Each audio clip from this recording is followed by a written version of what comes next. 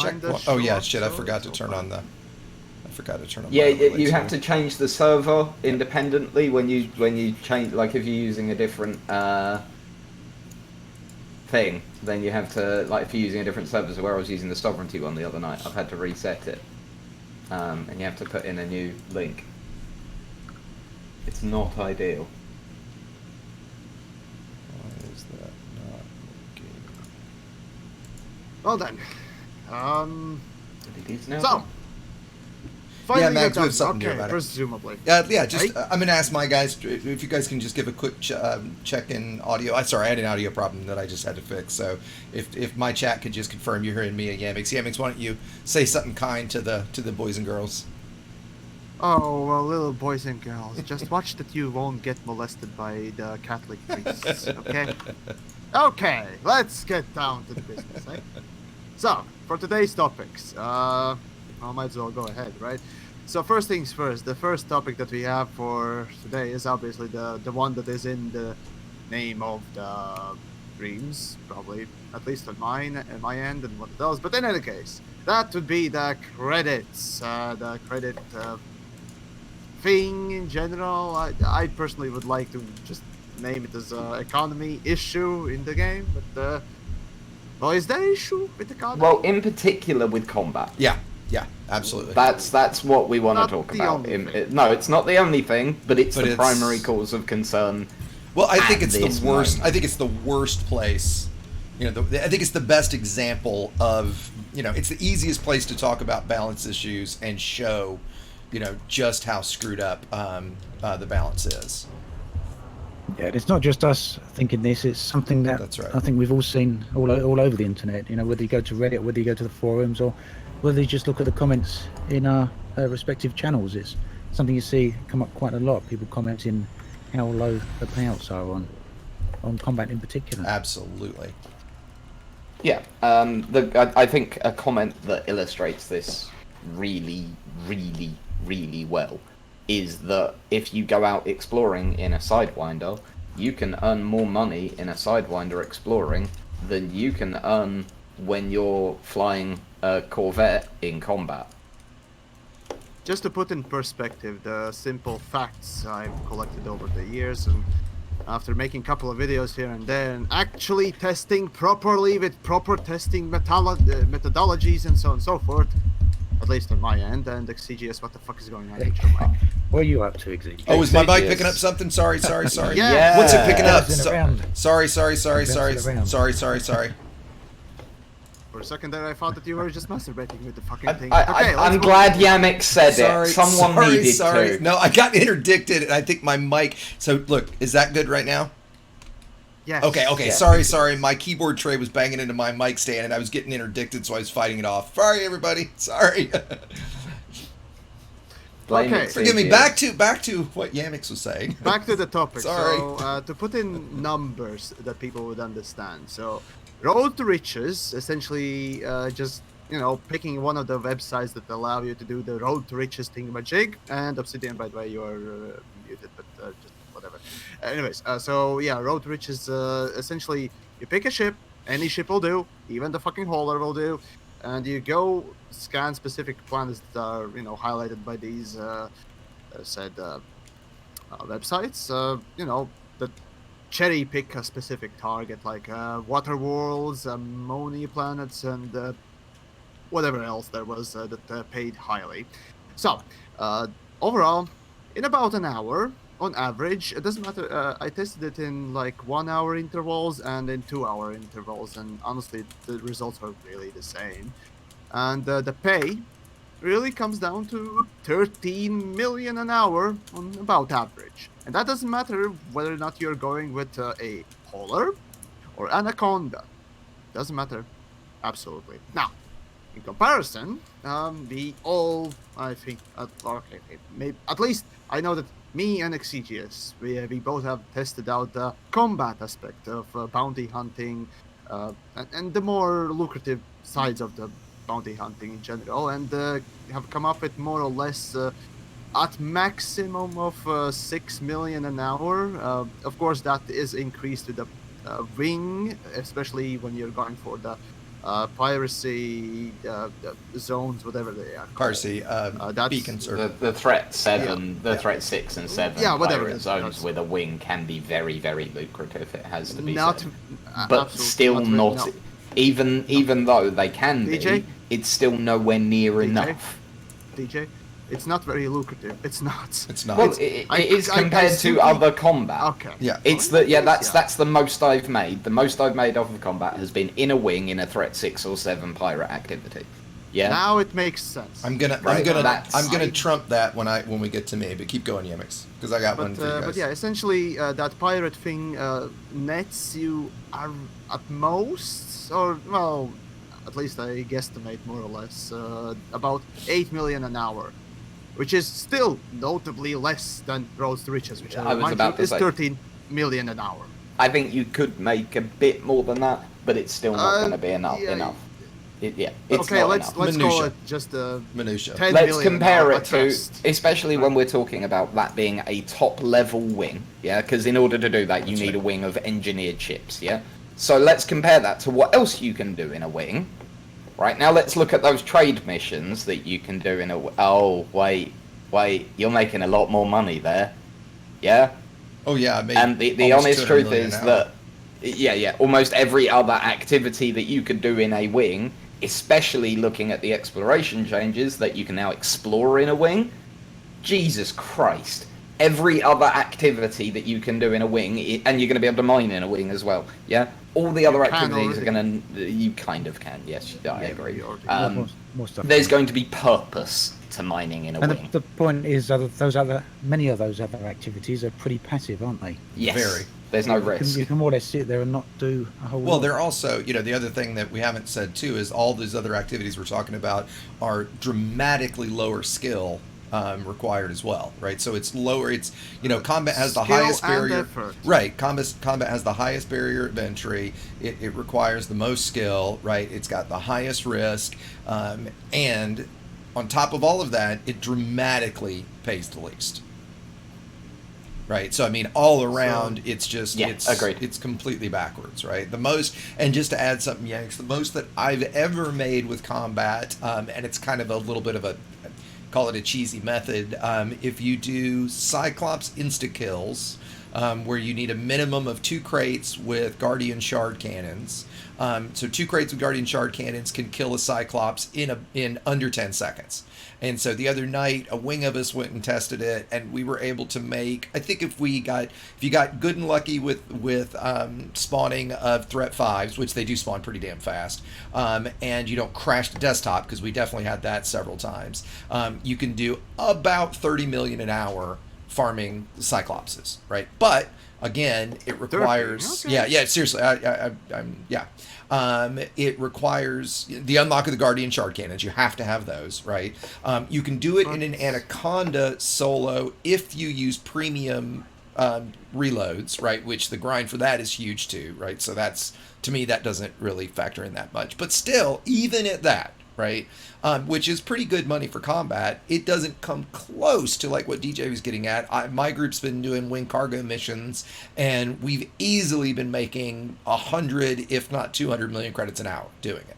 And it's- materials. And materials, right? And materials. you Yeah, guys and know- that yeah. should be noted. That Absolutely. you're getting materials Absolutely. for that as Absolutely. well. Absolutely. Right, and that can't be underestimated. Absolutely. Yeah? Right. And so, while I think everybody knows that I absolutely detest cargo, right? But that said, I actually I wouldn't say I would go so far as to say I enjoy the wing cargo missions, but I certainly don't Go on, dislike say it. it. Agree right? with me. No, I mean, Agree no, with me no, again, I'll Exy. agree with Come you. on, No, do it, no, do it, I'll do go it, so do it. far as to say that I think that I'm a little bit of an outlier. I do enjoy it because of the social aspect, right? That, Yes. the teamwork, Yeah.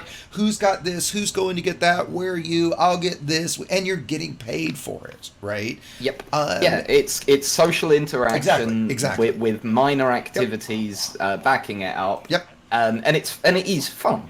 Well, as a team, it certainly doesn't the actual suck. activity. But I was about to say, however, what I will say here is a quote from Yamiks. Watching paint dry with the right people is fun. Yeah, that's actually a fair way to say it too. Yeah. Right. Yeah. Sure. I usually Yeah. say watching paint dry with friends is can be just as enjoyable just because of the company rather than the activity. Yep. And so, but what that shows is that where Frontier provide activities that have a good reward for a group of people to do together, hey presto, right? That's a win. That's right. Yeah. And that for me is at the core of the problem. That why would I go and do combat? Yeah, which I don't enjoy as much. Like I personally don't. Some people do, some people don't. Right? There's that's all down to personal preference. But why would I go and do combat, even if it is the thing I enjoy most, when I know that if I die, it's going to take me 6 hours of combat to do the rebuy on my fucking whatever I'm flying, yeah? Yep. And at the same time as that, I could go and do some trading for an hour and earn 3 times as much. Yeah? No. And you've been quiet on this. I know you agree, but what are your thoughts? Obsidian's that. I guess he is. Do we lose Obsidian? I thought you were just asking. No. I'm saying Obsidian. Right? What's your thoughts? Like, you haven't said a whole lot. Chime in. So it's just exactly the same, really. As I said earlier, we got all these other activities in the game. Some of them are really passive, and they make quite a lot of money. I think a couple of things worth pointing out, though, is with the new exploration changes, it's likely that Road to Riches might be going away. It's certainly going to change. Definitely will be going away. I can't really see how it's going to work. Well, no, I don't think it's going to work in the same way. No, but those planets are still going to be. Will stay. Yeah, it'll stay because Road to Riches is really just these are the high value planets to go find. Yes. But at the same time, okay. Let me say it this way: if the pay per hour doing Road to Riches in the new way is less than it is right now, the new exploration update fails. And I say that because they've said that, you're still going to get paid. I think they've even said you're going to make more for the same level of effort or whatever. So I would argue that if whatever gameplay is added, which I think we all agree we're all pretty psyched about, but if that gameplay means that now we're making less per hour doing something like Road to Riches, I'll say it again, it's a fail, right? Because I'll just put it that simple. Do you guys agree? Yeah, I mean, this I think it's worth, before we get too deep into conversations about credits and money, talking about why we feel credits are important. Looking at my comments, a few people already.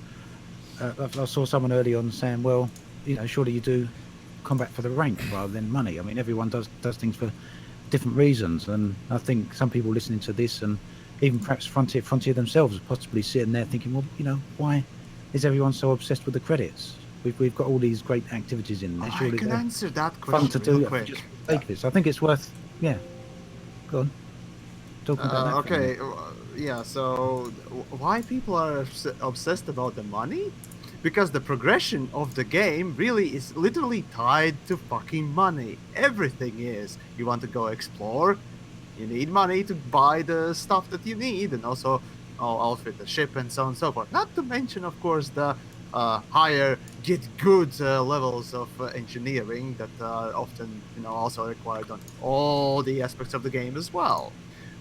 There's jump range and all stuff. But even so, back in the day before the engineering, the game was quite notably essentially having no progression line per se, but the progression line was there in the form of credits, in the form of ships. Because what else there is? A bigger ship obviously does a lot more and better things, in a better way rather, than smaller ships. So there is that progression, whether you want to agree or not. And I've talked with devs in the Frontier Expo, at least with a few, and yeah, they do say, there's no progression in the game. But then when you say that players shouldn't have anacondas right off the gate, then you imply that there should still be some sort of a progression.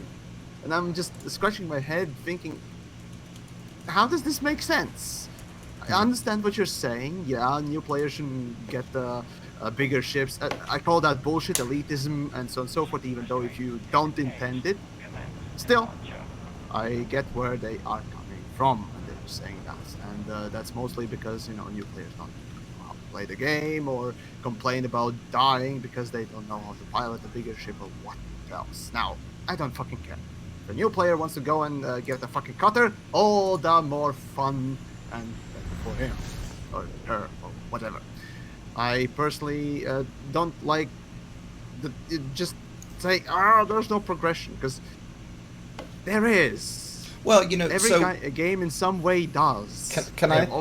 There's perhaps two other points here as well. There's people here saying, and I think it's a valid point to an extent.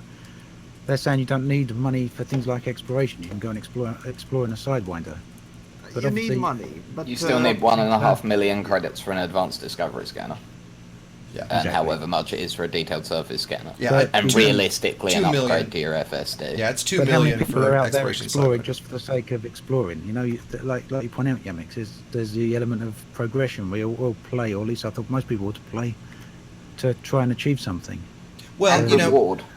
And credits is a good indication of that. Yeah, and if I jump in real quick, because I think that I probably do the most combat of anybody sitting here, not to put anybody down or me up or anything, but like if I think about no sweat, so if I think about a friend of mine okay, so the point I'm trying to make is you absolutely do things in game because they're fun, right? I engage in combat. I do a lot of PvP piracy. I lose 10 to 20 million a night when I do it, right? It costs me a shit ton. Why do I do it? Because it's fun, right? So I don't care about the credits there, right? But the reality is we have to do things in game because of the way the economy of the game and the mechanics of the game work, right? Like DJ said a little bit ago, we have rebuys to deal with, right? And if I'm going to take risk of combat and risk losing my ship, especially for a new player that has an unengineered ship, right? Then we need an efficient way to earn that back, right? So I think of a comment that a good buddy of mine that I played that cares nothing but combat, kind of like me, right? Played the game to a couple thousand hours. We played together hours a day. Finally got fed up and quit the game a few months ago. And I talked to him a few nights ago about credits, and I said, if I told you that Frontier buffed combat pay by 5 to 10 times, would that bring you back? And his comment was, holy shit, absolutely. Not that I care about comp credits because I have 2 billion, but just because when I'm doing something and I know I'm getting paid for it and I'm earning something out of it and and he's already elite and he is progressing out of it, he was like, absolutely that would bring me back, right? And I just don't understand, and specifically with combat credits, I just don't understand why it pays so damn low, right? Why, we keep getting at, why does exploration in a Sidewinder pay arguably 2 to 3 times what I can make in a fully engineered Corvette with a 50 million credit rebuy? And the other side of this that really needs to be stressed is that in this game, there are a limited number of rewards given for gameplay. Yeah? The rewards given for gameplay are credits, materials, reputation, and fun. Whether the reputation be in influence, in rank, whatever the different types of reputation is my point. Yeah, sure. There are 3 avenues of reward. Yeah. Yep. The primary one, and I don't think anyone will argue with this. The primary one is credits. Now let's really examine combat. In combat, you get that primary reward. You get credits. Now, you don't get enough credits, but you get that primary reward. You also get the third reward in reputation. Now, the whole balancing level of combat ranks is not something I'm going to go into right now, but that needs looking at, let's be honest. So the reward that you get from that, particularly once you get through the first couple of ranks, is utterly negligible. The reward that you get from the other type, materials, is dependent on if you're fitted out, and then it's a crapshoot as to what you're going to get, and most of the time it's useless. Yeah. The honest truth is that your primary reward is way too low, and your secondary and tertiary rewards are practically non-existent or completely optional and dependent on whether or not you have the time, effort, willingness to sit there and either scoop or grab them with with collectors. Because if you put collectors out during combat, they just explode. Yeah, so, you do have to stream. Yeah, I mean, if you are doing collection during combat, which you can do, right? You've got to have then a lowers your shit credit per hour again. Right. Let's be honest, massively. Massively. It definitely slows it down. You're probably doubling a time per kill, right? Because you've got to have your cargo hatch open the whole time. Yeah. And so then your primary reward gets reduced even further. Yeah, but at the same time, by taking part in the secondary reward, your primary reward is literally being reduced. Well, your fun per credit. That's not good balance, right? That said, I've made 6 million. I usually make 6 million credits an hour doing Feelies for Feelies. Ant, what were you going to jump in with? 2 points really. One is that I don't know how much credits you guys have got. I've got close to 4 billion. In cash or in assets? In cash. Yeah, okay. I've only got, in my main account, I've got just right around 1 billion.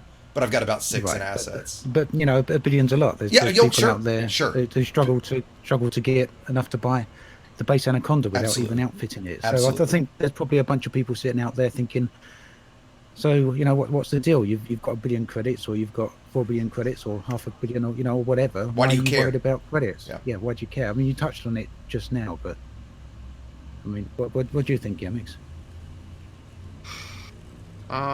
Exactly which part of it? If you've got the billion credits, or you've got 500 million or 2 billion, at that point, why do you care about how much credits combat pays out, or whatever pays out? Okay, right. So you get you get enough money to buy everything. Let's just formulate as simple as that. So you get enough money to buy. You get enough to cover all your bases and all that stuff. Now, okay, you play the game the way you want, and let's be frank that you probably won't care how much money you earn from exploration if that's the only thing that you do. When you explode and what else, you're always covered anyways. That doesn't matter. But when it comes down to combat, or honestly, when it comes down to it, also engineering and all the other little things, it's also, it's just basically refitting your ship. It's covering your expenses on just maintaining whatever you have already. And this game has, debatable, but currently not broke levels of maintenance requirements and so on and so forth. So it's not horrible, but due to multiple reasons there are definitely issues, I see. But in any case, that doesn't matter. Now part of the fact that you care about the rewards, of course, comes from psychology. Obviously, you're a person that goes and does a thing, and even if it's meaningless, you're gonna still try to be greedy. Obviously, it's in human nature to be selfish, and you do also go for the more expensive things and so on and so forth eventually, because again, it's ingrained in you. You need to stash a little bit of cash for the rainier days or whatnot else. And on top of that, of course, there would be also the sort of my personal experience, sort of a play style where I get enough money to buy every ship in the game, and yet I still need money. Why? Well, to outfit the ships, to try out something new, to experience things that I would normally not really bother with if I had to do, money grinding or gathering enough money for the ship I really wanted. Because of that extra money, I am able to go and do different things, enjoy different things. As a matter of fact, when I got my first billion after Sotis runs, the first thing that I did was pick up my Anaconda and go fucking exploring. I went to fucking Colonia. And I was literally, the first thing I did after I got my first billion. And I wouldn't have done that normally if, well, I didn't have enough money, if I constantly had to grind for a ship that I wanted. And but even after that, I still kept grinding. Whenever I had the chance or time or wish to do so. Just because I realized that, well, I'm gonna outfit those ships anyways, so I need to stash some more money. And even right now, right, on my main account, I get like 2 billion of just simply credits stashed away. So what am I gonna do with that money? Well, I do know that the game will actually bring in something new at a later date, and that will either be required, that money will be required for rebuys of the new gameplay or whatnot else, or outfitting a new thing, buying a new ship, and doing different things. It's, again, either you're greedy or you're basically just stashing money for a rainy day or unexpected sort of, ends. What else? As well as this, rebuy comes into it. The honest truth is that when you're doing combat, that's what I mentioned. Maintenance rebuy is slightly different, I would argue. Maintenance, I mean by rebuying, fixing the ship, re-outfitting the ship, and so on. So that's rebuy all needs to be highlighted because the honest truth is combat is one of the few times when you are truly risking your ship. Yeah. I'm looking at the bigger picture here. Sometimes that doesn't, sometimes you need to look at detail. And in this case, looking at the detail shows that the amount of time that you have to do combat to be able to rebuy a large combat vessel is absurd. It doesn't make sense. Yeah, and the honest truth is that if the Elite Galaxy were real, why would people bother? Honestly, answer me that. Why would people bother? If it were real and people were acting as humans do, are you honestly going to tell me people are going to go out there and risk their ship, risk their lives? Because let's be honest, we have to assume that's what they're doing in reality. Yeah. Well, they're risking their lives for a lower payout than a cushy fucking cargo run between two high security systems where they're never going to get touched. Come on, that's a silly argument. I mean, I agree with you, DJ, but that's a silly argument. We have cops that make $30,000 a year, and CEOs CEOs that sit on their ass and make $100 million a year. So now, but to most people, to most people, the position of CEO isn't easily attainable. If you have a ship in this game, that cushy cargo run or that combat mission is available to you. Okay, if you're one of the independent ship commanders, so it's not a fair comparison. Regardless, the point is, yes, that rebuy has to factor in, and I think there's two issues. Like, if I answer the question about what do you do when why do you need credits after? I think once I did the math, and it's just under 5 billion to buy every ship and A-rate them with combat modules, right? So, let's say you got 6 billion in assets. Why do you care about credits anymore? I think, to me, there's two answers. One, DJ's absolutely right. It's rebuy. I am at almost 2 billion in rebuy. If you PvP, even if you're going to do things like Thargoid combat and stuff like that, where again, as DJ's getting at, you're going to take that risk. I look at that 2 billion I've spent on rebuy in PvP and smile. Right, that's 2 billion of absolute enjoyment I've gotten doing combat. Whenever I do combat, even with the friend, I always fight to the death because I've got the credits for it, and I want to fight to the death. I want to fight to the to my last bit of ship, right? But I think the other thing, not only do I think that that's important, but that I think Ant got touched on this, is we want to feel like we're doing something. We want to feel like we're progressing, and to a lot of people in a game like this and in life, acquiring wealth and having a bunch of credits is a reward in and of itself. I mean, I've got a buddy that has almost 5,000, or actually we figured out the other night, he's got almost 5,500 hours in the game. He does some combat, but not really much, right? I don't think he'd call himself a combat pilot at all. He does mostly trade and stuff, and just is very social about it. And he just hit 10 billion in cash, right? And we were kind of laughing about it, like, oh my God, why would you care?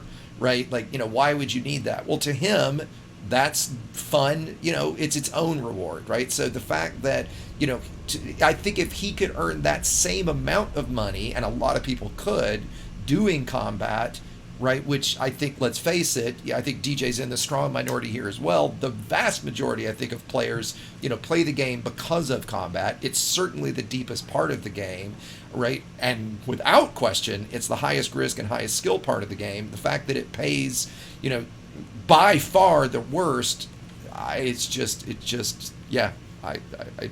get it, right? Ant, what were you gonna jump in with? Yeah, so no, just to back up your point there, I think in a way, if you really wanted to boil it down to it, for some people their credit balance, they see it as a score. Yeah, absolutely. A high score almost. Absolutely. You know? Why do you keep playing Pac-Man or whatever? You're only going through the same motion, and that's right.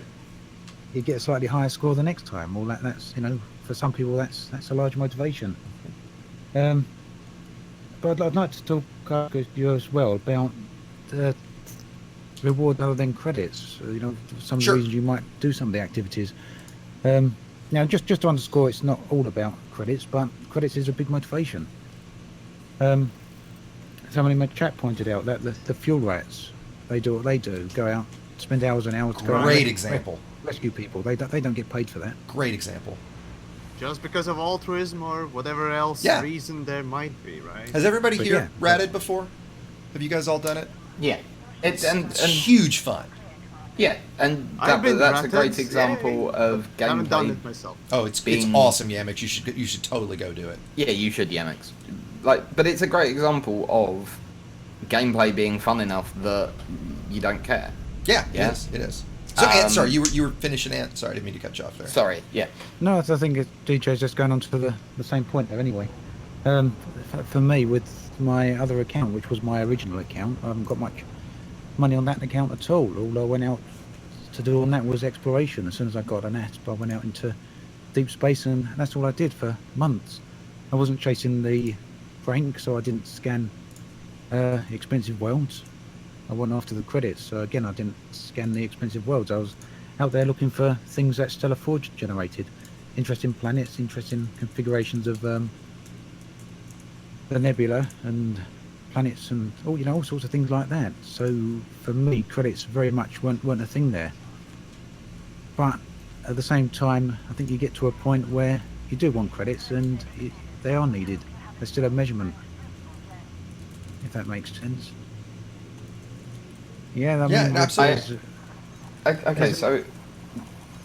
Oh, sorry. Go on, DJ. I was just going to say just exactly what you started with there, that sometimes the gameplay in itself is fun enough, but that's perhaps not always motivation enough. It's not. Very, very quickly before you go on there, DJ, I think a good example was with the stations when they got destroyed, or when they got damaged, rather. Mm-hmm. And many of them are still offline now, all being brought back online now. A lot of people are spending a lot of time doing it. They do enjoy doing that. But I think there was a point there where, early on, when the requirements for bringing them back online were very, very high. And I suspect maybe Frontier was sitting there, and some players were sitting there thinking, well, why is everyone not rushing to repair these places? Yeah, I mean... The answer was it wasn't enjoyable enough. Exactly. There was little to no reward, and it wasn't enjoyable. Why do I want to do a mini community goal for a station in a place I don't really give a shit about? Honestly, Ant, when I saw that your station was damaged, I was like, oh, look at that. Finally, somebody's actually going to care and do something about one of these, right? This was a point that I made earlier, in one of our earlier ones about that. Why didn't they attack the home systems of the major player groups? Totally agree. Why didn't they attack the systems that people... attack Sol, attack Akinar, attack Alioth, attack the player group systems, attack the power play headquarters. Go after systems that people have an emotional attachment to. And attack Fuel Ellum. You do that. Where the rats are. Right? Oh, Jesus, could you imagine what the community would do? It would be fixed if they attacked Fuel Ellum. It would be fixed in hours. Right? And how much fun would we have over the time while fixing it, right? Because it'd be bedlam. Yep. It would be utter bedlam. It'd be wonderful. DJ, people would get their fifis in the twist. Good for them. Like, I'm sorry, there comes a point where I'm like, something needs to stir it up, and that sort of stuff stirs stuff up. That brings new content. I agree with that. Brings Yeah. That brings real, and it's consequence as well. Yeah. Yep. What's that? You've become a large enough thing that you know, you've been noticed. You're a fucking target. Like go for it. And you know, I openly call to this day to FDev, the sovereignty are based out of Breslau. Come at us. Yeah? Every Really griefer in the seriously, game just heard come that. at us. Every griefer just heard. No, that's the Breslau. FDev talking about. No. That's talking to FDev about bringing. I mean, Bob, to be honest with you, okay. Sorry. You don't Yeah, play in no. open anyway, so what's the Yeah, point? exactly. I was about to say, right? Oh, that's a good segue Um, for later. well, so I would never normally do this, but I have got a very interesting guest in chat who might have one or two things to say about this. Good evening, Drew Wager. I got them too. Oh, hey. You've got a Drew as well. He popped Good in to evening, say hi, Drew. indeed. Yeah. Drew's not on my chat. Oh, Drew, go and say hi to Exedius. Well, you know what? I shouldn't say that. He might have, and I just haven't paid attention. And you to missed chat. it. Yeah, right. I just wanted an excuse to rub my eyes and cry. Oh, hey. Well, hello, Drew. Wrestling. It's actually, So, but yeah, in all honesty, I'd love to see, like, Frontier throw Thargoids at us. I've had several people in my chat basically say, why is the Aisling Duvall wedding a bigger deal on Galnet than the invasion of humanity by an alien species? Because it's in all honesty, in all honesty, it's badly done. But if you actually examine the underlying plot, the truth is that it's entirely a distraction tactic, trying to keep the vast majority of the population calm. They're giving them other things to it's bread and circuses, yeah? Are you They're telling me literally this giving is... them shit to take their attention off of the Thargoid crisis, to keep them calm, to keep them really working. telling me that it's basically like the royal wedding in UK, basically meaningless bullshit by That's some real world bunch of politics, and I'm rich-ass not even cunts beginning. I'm not and even inbred beginning to pieces get of into shit? that on this kind of stream.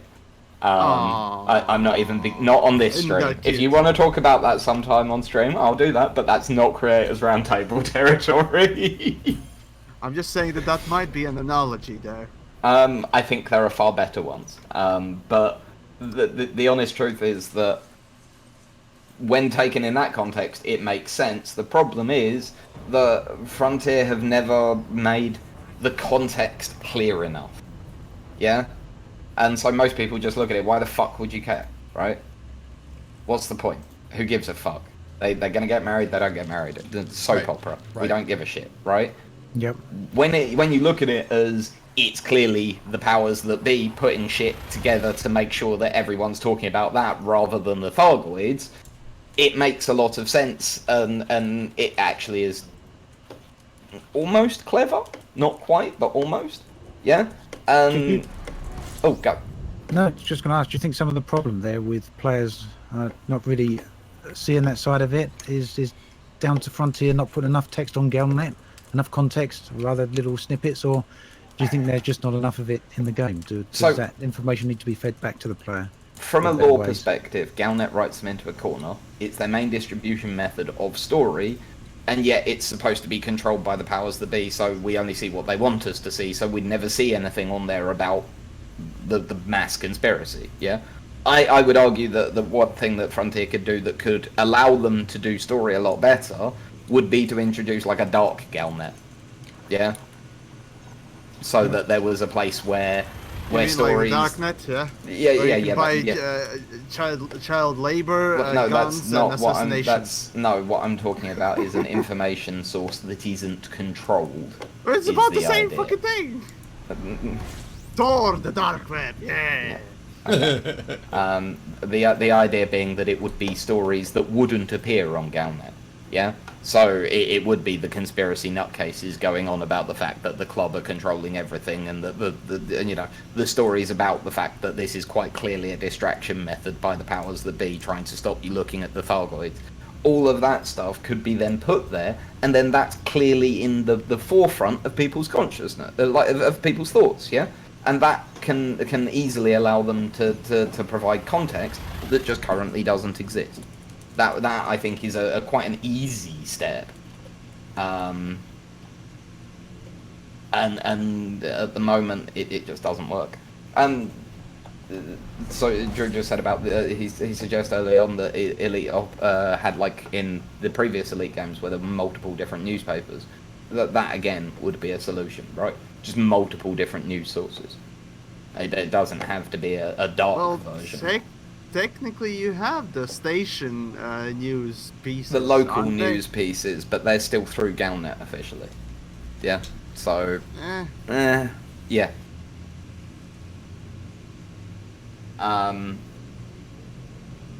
Swiftly moving on to another topic, then. Well, here we're talking about economy and credits and rewards. Yeah. Here's a question for you. And this adds, I believe, to the discussion on credit rewards. Should the material trader also be a material shop? No.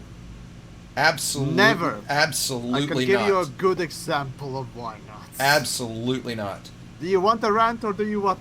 Do you? No, I'm genuinely interested to hear people's thoughts on this. Absolutely not. That would be horrible. All right, Exigius, I'm gonna go around. No, you go. So... I mean, do you want me to go first or... Go.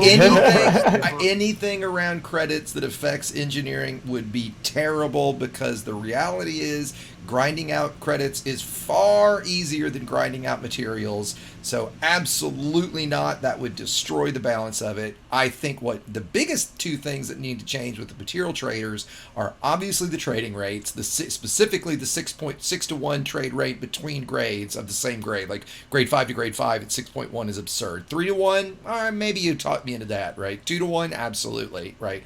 But I think the biggest and easiest thing that would, and I've said this before, would be instead of missions giving you 5, exquisite focus crystals, it gives you a voucher for 5 grade 5, whatever the fuck you want, or whatever it would be, 15 grade 4s, or there'd be a multiple thereof, right, of each lower grade of whatever you would want to go trade for, right? Because I definitely think that getting engineering materials needs to be easier to get more people into it, but credits for materials, abso-fucking-lutely not.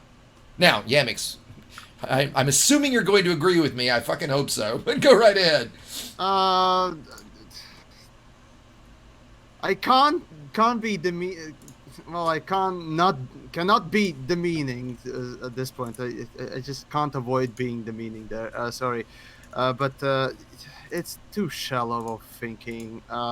So the thing. Wait, is, which one? Credits for material? Your ideas about the whole thing. It's too shallow. Yes, it's right, but it doesn't quite touch the issue, the real issue there. The thing is, now engineering, as I've alluded a few times in the creator roundtable and so on and so forth, materials essentially are scout badges, or if you like to think of them as gameplay tokens. You do driving on a planet, it's a token in the form of a iron, whatchamahazard cells, essentially that sort of thing. You kill a ship, you get another, focus crystals or something like that. That's basically another token. Now, the way engineering works is that it forces you to do different gameplays or gameplay types and rewards you with upgrades. That's the essential idea of engineering. Now, what would happen if you could buy that gameplay? Yeah, that's how stupid it is. The reason why engineering, the reason why materials and money, the credits, wouldn't ever be combined, that is the exchange rate for either of them, is that it would basically allow players to skip that intended gameplay for engineering to be obliterated by the gameplay of a completely different side of the game. And the fact is that the game already offers that to some extent. Material traders is a part of that, because you can trade one gameplay token for another gameplay token. Doesn't matter what the rates are, even though I fucking hate those rates. Whatever. The same thing goes with missions, because that well, yeah, granted it is kind of better thing, but it still offers that one type of gameplay being substituted for another one, and I don't particularly like that. Reason why developers did introduce both the material trader and the fucking mission rewards is once more to alleviate the originally intended gameplay for engineering. That's your rant today. Thank you, ladies and gentlemen. Moving on. Yay. So, to jump in as the person who posed the question, I actually am definitely in Exegius's camp here. I don't think it should be opened up as a shop. It's something I've seen people discuss. I think it's worth discussing, but I don't think that that's the way it should go. I think that... I didn't say that too. Yeah, no. I think that you're right. Their original intention with engineering was to try and force us to do different gameplay. There's a word in there. Planets. No, there's a word in there that's really important. Yeah? Yeah. Force. Force. Yeah. I don't... And you know, you want to talk about the worst of this, look at the fucking Guardians. Right? I don't want to go and do the Guardians. It's boring. Right? The Guardian stuff is dull. Once you've done it once, okay, there you go. Yeah? I was going to say, yeah, I would argue the first time... the first time it's pretty neat. Yeah, okay, I was going to After argue. that, it's fucking boring. Right? And I don't want to go and do it 100 fucking times to unlock all the stuff that I'd like from the Guardians. 79 times I've done it, DJ. 79 times I've done it. Right? I'm not going to do that. Yeah. You know, I've said before, I will not grind. Yeah? I'm deadly serious about that. That means that, to me, the Guardian content is entirely locked off. Because I don't want to do it, because I won't redo the same action over and over and over and over. From my chat, there's a question, DJ. Are you telling me the personal narrative is bad? But carry on. And yes, I am. Like, if this is FDev's idea of a personal narrative, then they need to go and get themselves a dictionary and start from there, to be honest with you. The honest truth is that I will never play with the Guardian stuff because I will not grind it. And I've come to accept that, yeah? Like the new Guardian fighters, they look amazing. They look like TIE Defenders. I used to play TIE Fighter, I love that shit. I want those just for the aesthetic, right? But I can't. Because I won't go and redo the Guardian sites 50 times or whatever the fuck it is to get them, right? And the honest truth is that the same is true of the engineers, yeah? When you force players into a set of actions that they don't want to be doing, the best you do is gather resentment. Well, before we get too far down I was going to get to the same point there. I wanted to hear Ant's take. Yeah. Yeah, no, totally agree with DJ. I've unlocked some of the engineers. I haven't unlocked all of them. The only Guardian stuff I've unlocked is the Guardian fighter, and it's for exactly the same reasons. I think, I see this subject come up sometimes on the forums and other places, and invariably within a few responses you get someone say, well, you're playing the wrong game. So you're playing the wrong game, DJ. If you don't want to grind, you're playing the wrong game. So all of the enjoyment that I get from Elite Dangerous is pointless, yeah? Well, that's the opinion that I've seen out there quite a lot. I don't agree with it. That's a nonsense, isn't it? It's well, Obsidian, a self-defeating argument. I'd love to hear Obsidian's take as someone who doesn't, I think admittedly doesn't do hardly any engineering. Obsidian, what's your thought on credits for materials that we were just talking about?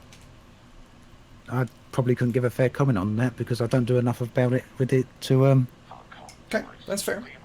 To say either way, but what I would say is to address what Yamiks was saying about forcing people in towards intended gameplay. That is one of the main reasons I totally avoid engineers. I've got no interest in being forced into areas of the game that I don't want to do. And what's kind of even worse for that, and it's obviously an intended design decision, but you may want to get some engineers some weapons, but you've got to what's a good example? Thrusters is a good example. You want to modify your thrusters, get dirty drive, you've got to have Palin unlocked. Now the thrusters, you're mostly going to use them for combat, aren't you? Well, what have you got to do to unlock that? You've got to go and explore, travel 5,000 light years. Right. You tell me how many people that pick up Elite Dangerous, they think, oh, you know, there's a fantastic. We were talking about it before the stream. That a bunch of people probably buy Elite for combat, so they pick up Elite for combat. They think, oh, you know, that looks fun. Let's modify my ship. Where can I get the best thrusters? And then they're told they've got to travel 5,000 light years, 10,000 total if they're going to travel all the way back and not explode. Is that really what someone who picks up a game for combat is going to want to do? Agreed. Yeah, You know, you can say the same with the other activities. It is if you're forced into doing things. Yep. That's obviously a design, but I just wanted to very briefly, if I can, guys, just acknowledge something in my chat that I've found incredibly interesting the last few minutes. So Drew did jump over into my chat. For those that don't know, Drew Wager's written, you guys probably know more about his backstory than me, but he's written a lot of books around Elite. He's written a lot of kind of official lore around it, and he's the one a lot of people remember did the Salome event a few year or so ago. I don't want to get into too much detail for those that don't know. If you know the backstory of it, it was a player-done event in game where a character, Salome, flew across the bubble. She was escorted by a number of players, and a now pretty infamous player, Harry Potter, was part of that group. He was also, I assume still is, part of a arguably griefer group. Well, during the event, Potter turned and killed Salome, which caused a huge uprising in the community.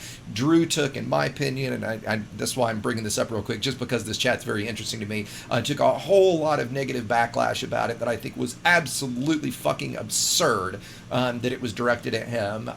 It basically resulted in, from what I know and saw anyway, in Drew stopping interacting with the community. It all got dropped because of that, because I don't know that Drew specifically got death threats, but it was at that level, right? And I found it incredibly interesting in the last few minutes in my chat that it seems like it's the first time Drew and Harry, or Besieger, have been chatting with each other about it, and their attitude to each other has been incredibly positive. Harry's saying to Drew, you know, exactly that, you know, you got a bunch of bullshit for this, it was a cool event, blah, blah, blah. And I just wanted to point that out because to me that's extremely interesting, because I've been fascinated by how the community reacted to that story, you know, that Drew got completely shit on over it. I know that's not the topic for today, but I just had to acknowledge it. So I'm curious if you guys have any quick thoughts on it, or if we just want to kind of say that and move on. I'll just say that if Salome had gotten to the point where they were going to be jumping into the system that she was due to arrive in, there was someone from the Sovereignty waiting to kill her. I mean, exactly, right? But I think we were heavily involved in the planning and organisation of the event. Yeah, we were going to completely turn traitor, right? We acted as defenders, and you know, literally the whole group thought we were genuinely defending. Apart from the one person I had who was ready to assassinate them.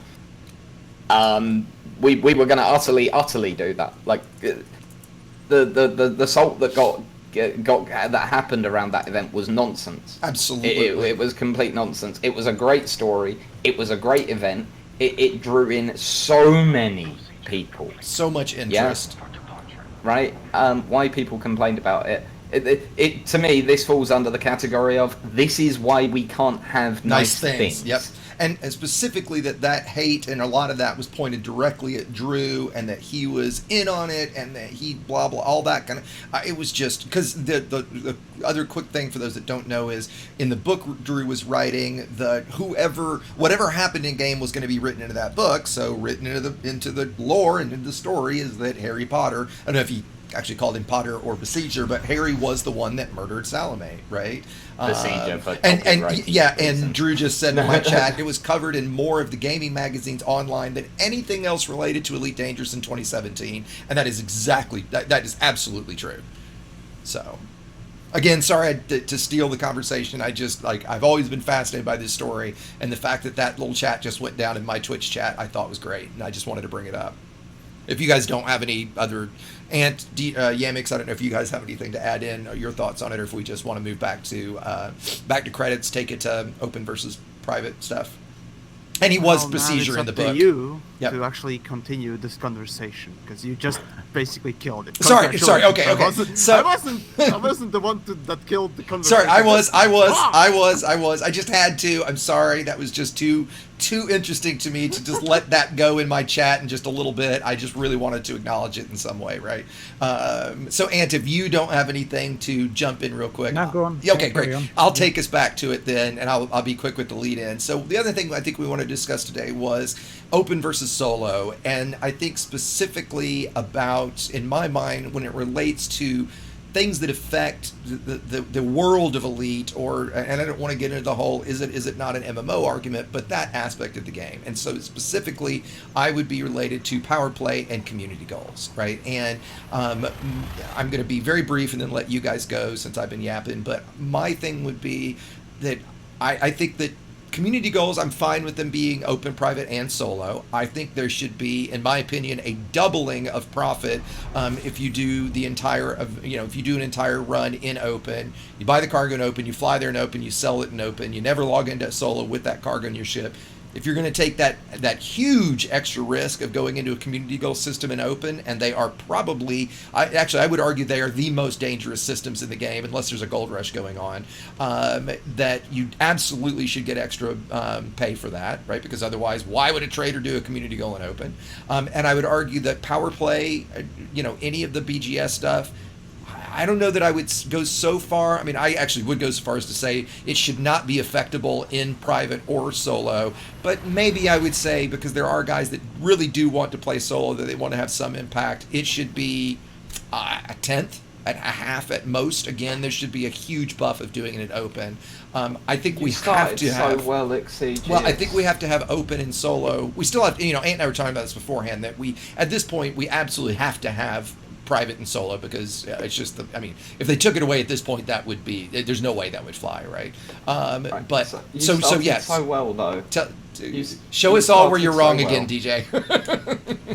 So first of all, about community goals, doing a community goal in open is as close to true end game content this game has, as far as I'm concerned. That's the way I look at open community goals. Do I agree with you that there should be some sort of reward for doing a run in open? Absolutely. That I agree with you on, right? The idea that if you run a community goal run in open, purely in open, yeah, you get some sort of reward. Love that. That's a really neat idea. Power play. Power play should utterly be open only. It is a PvP system. Yeah, okay. The idea is that it then. encourages PvP. Yeah, totally agree. And a PvP system should be open only. Yeah. Come on. So where do we disagree? BGS. Oh, okay. You know what? You're right. I do say BGS and power play. I do mix those together a lot of times. Okay. So fair enough. With fair BGS, enough. Fair enough. BGS I see as competitive PvE gameplay. Yeah. It isn't PvP in any way. It is about competitive PvE. To take that is a PvE mode. Open and solo are essentially PvE. Yeah. No, you don't take that away from, because that's another thing. Yeah. You don't want to take things away from people who are playing in private and solo.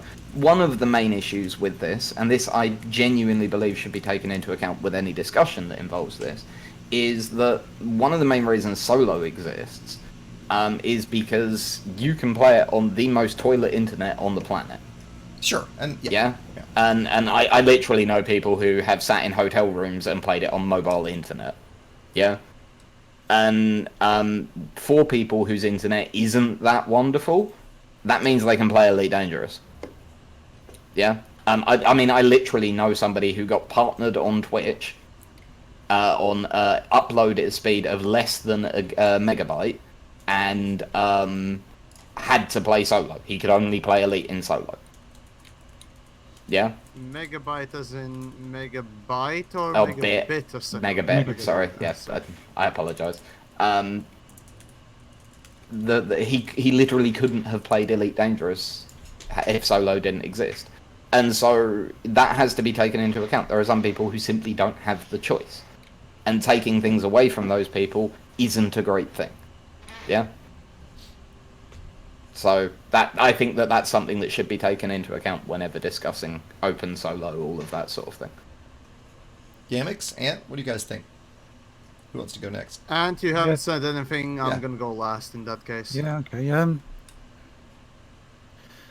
When the whole argument with power play, when the forum feedback come up, well, I can't remember back when that was, around about May time, I think, wasn't it, or so?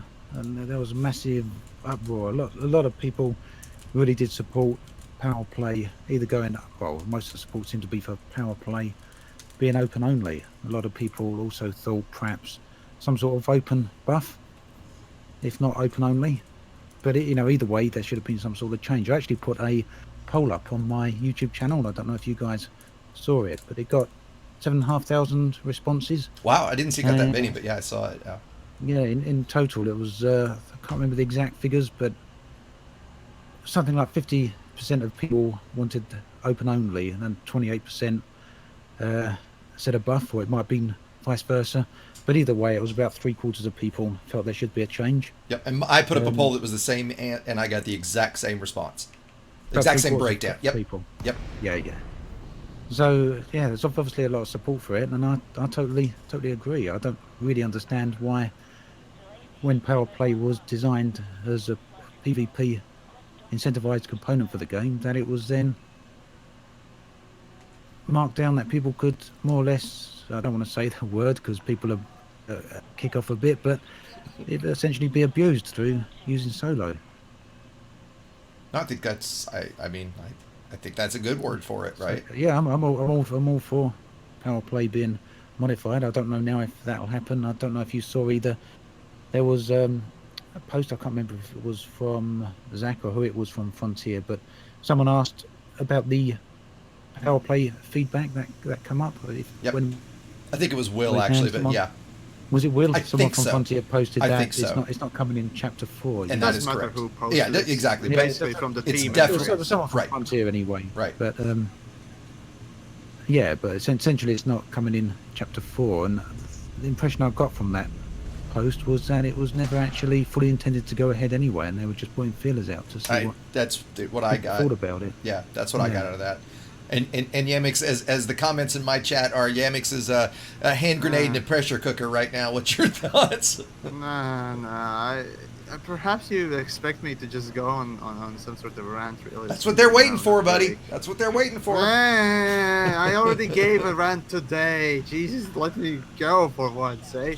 All right, well, in any case, so my stance on the open and solo and so on and so forth has been, well, fairly well documented throughout, well, at least the last couple of months, a year more. I don't even remember when I first mentioned this, but Yamiks goes for more of a extreme ends of the ideal spectrum, opinion spectrum, and so on and so forth. So in this case, of course, I do as well.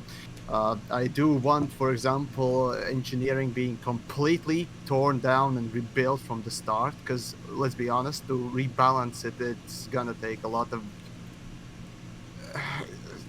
maybe not grit, but rather just a friction overall, just to make it more compatible with fairness and so on and so forth. But whatever, that's another topic for another day. But as for open, solo, and private, there should be only open. That's my opinion. I fucking hate the fact that we have solo and privates, mostly because it stems from back in the day when I looked at more closely as to how these systems rather interact with each other, or maybe modes interact with each other. And well, the biggest issue I had was that board flipping essentially was is possible because there are modes.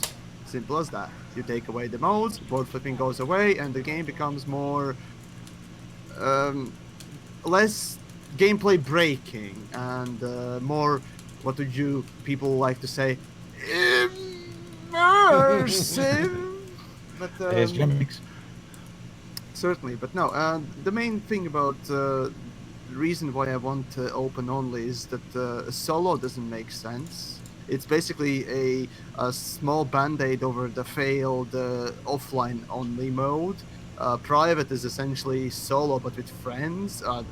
Why don't we just simply have privates and no solo? You know, you can... Because of the internet reasons I stated before, Yamiks.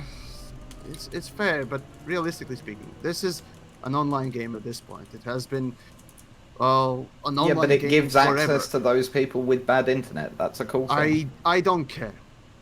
Wow. Literally, yes. Well, I don't you know, actually, at this point, it's the problem. Okay, so let's say I am making a product, right? And yes, you can use that product in many different aspects of your life and so on and so forth. But there should still be, you know, limits to how useful that product is in very worst occasions, especially when it comes down to software engineering and so on and so forth. You know, you must make those sacrifices. Just not giving too much access to the absolutely worst cases, in my opinion. You have to keep up that certain level of gameplay as well as experience, and that means also sacrificing, for example, not allowing, or rather not building the game for very old computers, not building the game for very slow internet, because, well, yeah, megabyte, now, that's a good question. Where do you draw the line? That's a different one. So, yeah, honestly, it's a big question, and sort of the answer is also very hard to find. But realistically, I'm more geared towards the opinion that if you want to build a better experience in the game, you need to make sacrifices. Because again, the lower end is still dragging you down, obviously. So Yamiks, it is what it is. Yes. Statistically speaking, a good portion of the UK has internet that falls into the bracket we're talking about. DJ. That's Frontier's big. No, DJ. I was talking. Thank you. Now I said that there is, of course, that line that you need to draw at one point, and I said that I'm not very certain as to how far that line has to go or where it has to go. That is a big question to be answered, and not an easy one to answer right now. So, yeah. You do gear towards the general average, of course, and then you also evaluate, you know, what portion or where to cut, you know, what sort of performance to cut off, or what to build the system for, or what internet speeds, which also ties into the performance. So, yes, there is that level. Now, you know, developers has to rate the game, and they have to think about these all restrictions and, you know, where to set the point or what to build for and so on and so forth. That also incorporates, you know, lower internets, bad computers, and so on and so forth. So, basically, I don't know, but realistically, in more of a ideal world, I'd say I'd prefer just open only. And if you have completely garbage jittery internet, and I'm not talking about the mobile internet here, I'm just talking about generally just absolutely horrendous, just like basically just plugging your plug-in in and out just to get it working several times and playing the game that way, if you could do that, but whatever. That shouldn't be permitted. Or if you were able to, you know, play the game somehow with that sort of thing, you wouldn't have a proper experience, which still shouldn't be allowed. Because it doesn't create the best outlook for the product in general. And that's my perception of the thing. Now, DJ, do you have anything else? Yeah. So you're literally talking about eliminating entire swathes of countries just because the local infrastructure is bad. That's what you're genuinely talking about. I completely disagree and that's with that. a bad business decision. Well, no, that's provable. There are not swaths of countries that would not be able to play Elite if you made it open only. That's absurd to say, DJ. I'm sorry. There are a tiny minority of people that would. And to Yamiks' point, let me finish real quick, Yamiks. Yeah, to Yamiks' point, basically, I would say, you know, this is like the same argument of saying, like, oh, now I can't play Elite, you know, because my internet supports it, would be just like saying I can't play Elite because my computer that's 20 years old doesn't support it, right? At some it's point, not, there's because you control one of those DJ. things. Let me finish. You've butted in over me. I control both of those things. You have butted in over me. No, you don't. You do not control the available infrastructure in your local area. Okay, well, I still maintain that we're talking about a tiny, tiny minority. Look, at this point, so I agree, as an they can't example, the change entire it, city right? of Southampton. No, as a great example, the entire city of Southampton in the United Kingdom. That's a major city. I don't believe Yeah, for the most one reliable. second No, that the most entire reliable city can't internet play the there. game. The most reliable internet there is a mobile carrier. Okay, I don't buy for one second that an entire city Well, that's has the internet access. truth. You cannot buy it all you fucking You want. don't know That's that. the You truth. don't work for the ISP Yes, I there. do. Fuck you. No, you do not. You don't know All that right, for all. That's children, your opinion. please. Yamiks, back to you, buddy. Come on. Okay, thank you. No, radio decorum. Thank you. Right, so Brilliant. the DJ, I did not mention any specific numbers as to where. No, but the eliminating cutoff line is. solo. That's DJ, the point of solo. Radio decorum, please. Okay, thank you. So yeah, I didn't say where the cutoff point is. I'm saying that generally you're gonna have to make those sacrifices regardless, and that also ties into the fact that yes, I want just open only, and the game should be geared, rather developers have to make certain sacrifices as always.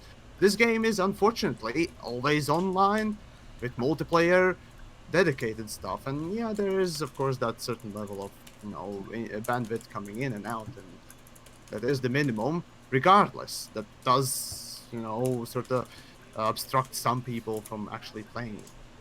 That's unfortunate, but that's the reality. So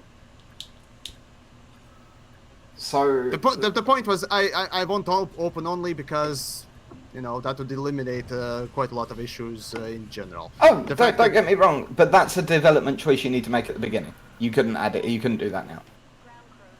Right now you couldn't change from the thing is, I agree with the CGS and probably the rest of you as well that you just simply cannot just toss away solo and private because people have been invested. It's too late. Yeah, it's too late. Yeah.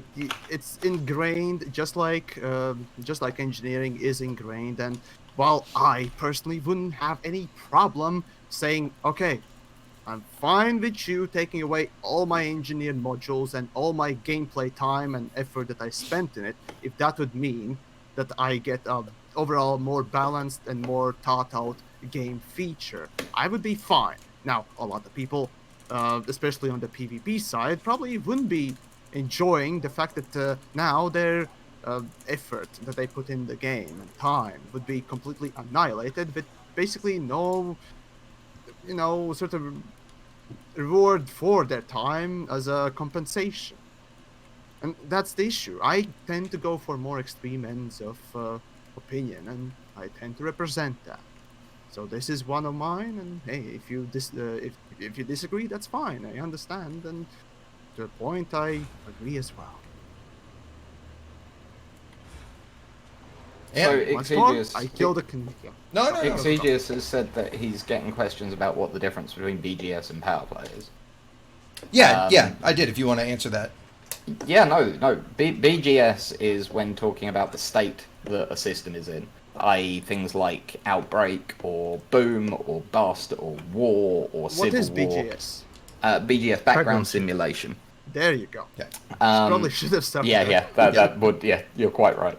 And the BGS tracks the basically the social and political and economic state of the systems. Power play is the overriding control of the area, although even that sometimes gets very blurry. When the two systems start banging into each other, it can get confusing.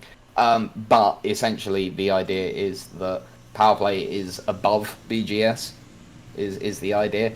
And power play was introduced as a system that literally was designed to, the idea behind the system was to encourage people to fight each other in PvP. That was the whole point of it. And by allowing, and this is, you heard how very much I am a proponent for solo and private, particularly for solo players, as I've said. That's something that should be open only. There is no reason for that to be available in private and solo. All it leads to is essentially nefarious things happening where people hide and do stuff in secret and all that shit, which is just boring. Yeah, but DJ, focus more on what the difference between BGS and power play is. That's the so question. the difference between BGS and power play is that every action that you take, so every time you take a mission, every time you sell something, whether it be exploration data, whether it be a commodity, that all interacts with the BGS. Power play is something you have to choose to interact with. Power play is something where you sign up for a faction and then you carry out certain actions. They're slightly different dependent on the faction, but basically it tends to involve grabbing something from point A and taking it to point B, and that then only affects, for the most part, the power play factions and their wars with each other and all of that sort of thing. It doesn't interact on the general state of the economy of the system. So they're basically two layers. The best way, the easiest way to look at power play is a giant turn-based grand strategy game that takes place within a real-time MMO, and each turn takes a week. And over the course of a week, people will attempt to attack different systems through the different ways of doing it, and they'll attempt to defend different systems. Doesn't this all sound great, by the way? And at the end of the week, the numbers will get crunched, and then if anyone's taken over a system, they'll take it over, and etc. etc. In reality, it's led to a quagmire of delivering cargo to defend systems, and nothing ever happens, and it's really boring, and people only do it for the modules, which you get if you sign up to a faction for 4 weeks and end up at level 3. Mostly, but yeah, that's that. There are players who genuinely enjoy BGS and have belief in what it could be. I think that's why most of them are involved. Most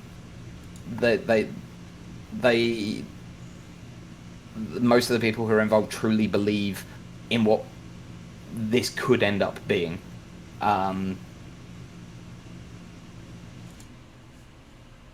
Yeah, no, I think you're right there, DJ. I do think most people do, I think most. You're right. I think some, like what I've been told by some of the BGA or the power player guys is, it is one of the areas of the game that is the deepest, right? Like, like combat, there is a shit ton there, and you look at the stuff in Inara and the amount of data that there is and all the different power play stuff. But I do think the vast majority, do it just for the power play modules. I mean, hell, I'm at over 4,000 or right at 4,000 hours, and that's the only thing that I do it for, right?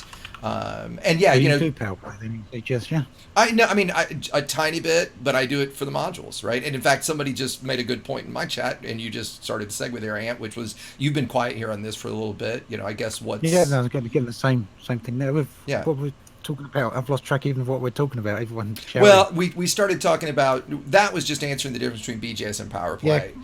Right. If we're talking about solo and open, that's really what we should come back to. Yes. And then Yamiks said his piece, and then it all went from there. Yeah. I think let's take it back to that. I'll say something about Yamiks with the comment on the internet connection.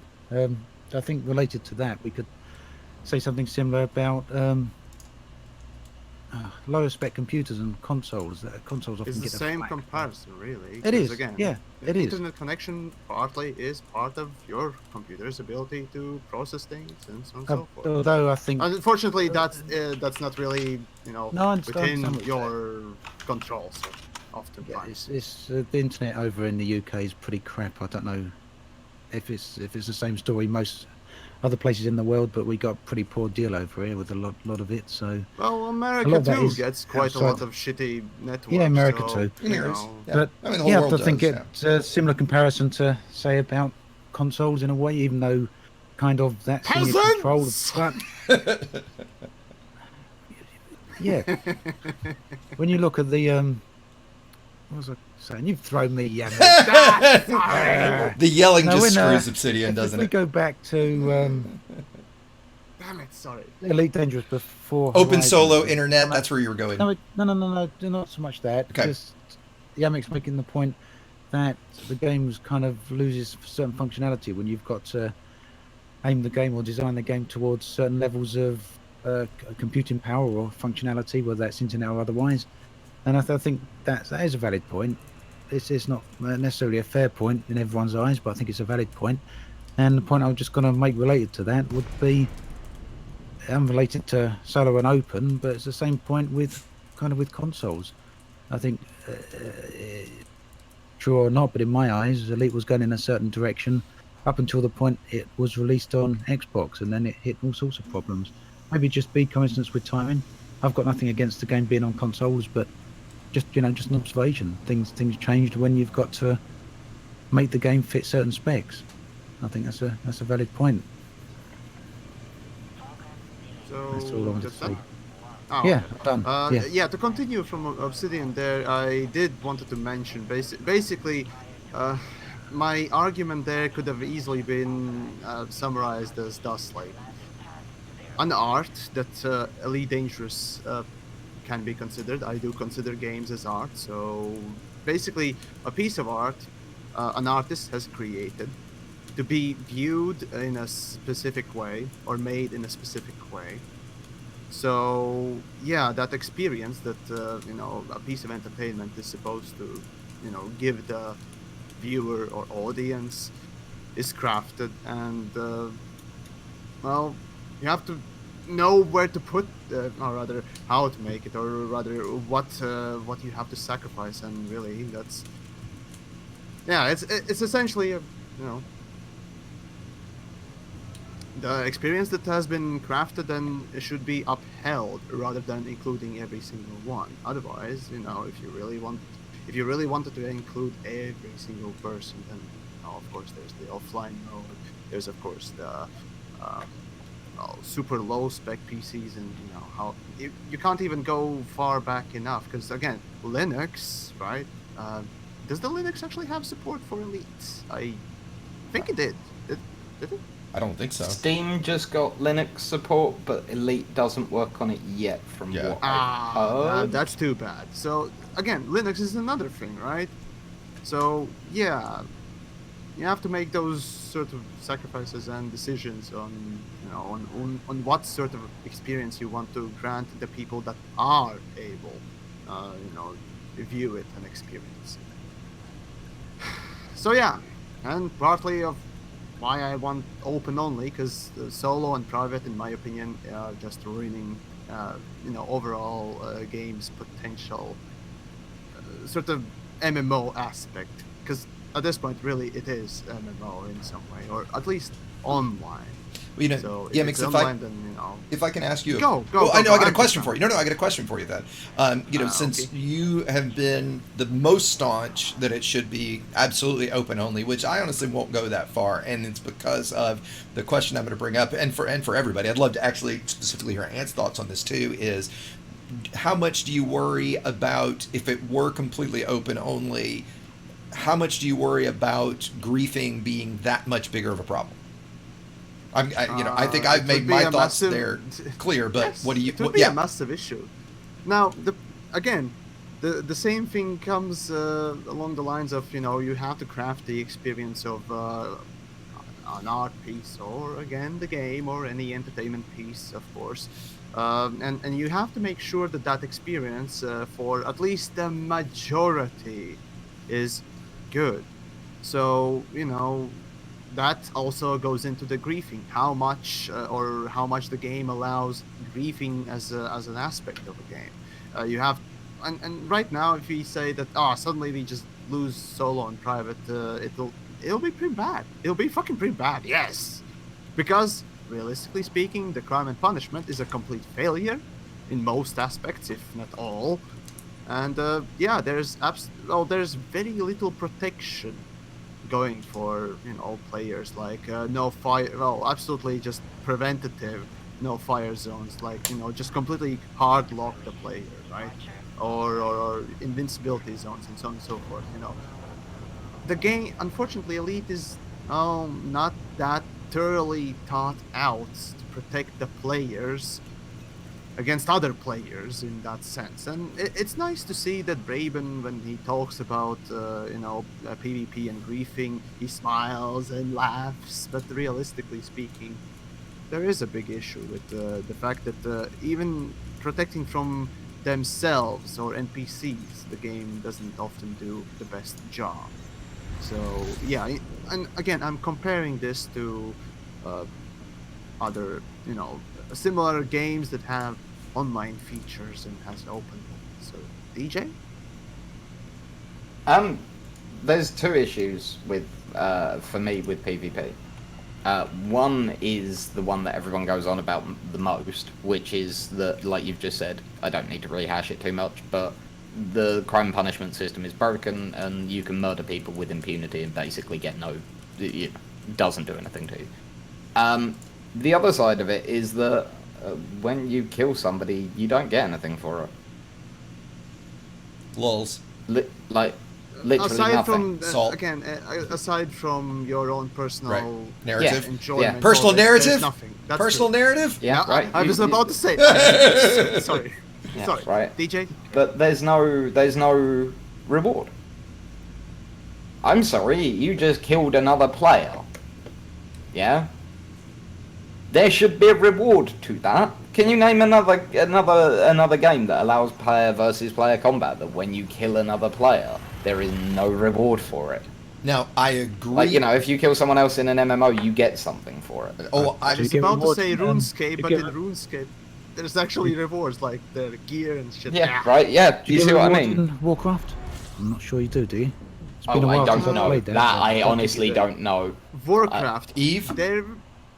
Do you in Eve? The thing is, in Eve, you do leave your gear and other things behind, Like your cargo and things like that. Yep. Exactly. Okay.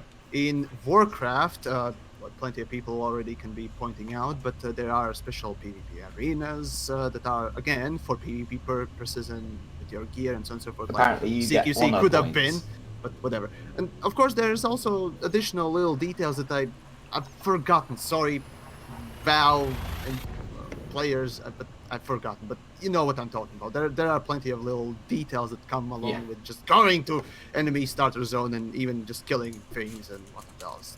Not big bonuses. You get bigger bonuses for killing stronger enemies, but nonetheless, seal clubbing is also a thing there. So I'm getting a lot of people in my chat that are saying that WoW you don't in WoW you don't really get anything, I think, but honor, they're saying, or something like that. There's a few things that, but actually the bigger question I would actually put forth is would that. Yes, I think that would be awesome because I do a lot of PvP, but I also have always said that I do think in a way that would be bad if we did get something for killing other players, because I think again, griefing is bad enough as it is, and what I mean is since there is no negative for it, I think surviving open, I actually just posted my video in my chat, is not a hard thing to do. I've been in 3 engineering systems. I've been flying around in open this entire time. I've not seen a player. Somebody in my chat said I saw someone, but I guess I kind of think that if things did drop from killing players, I don't know that I think that is a good idea.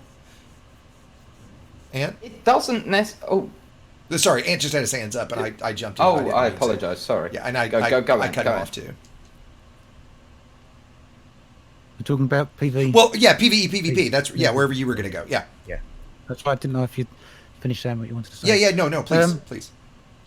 The odd thing I think with Elite sometimes, and it makes me wonder, is how they seem to go around the houses and come up with completely different ways of addressing problems that so many other games have already addressed in the past.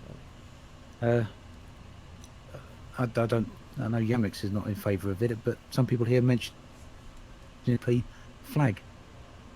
Yeah, What? a flag for PvE or PvP.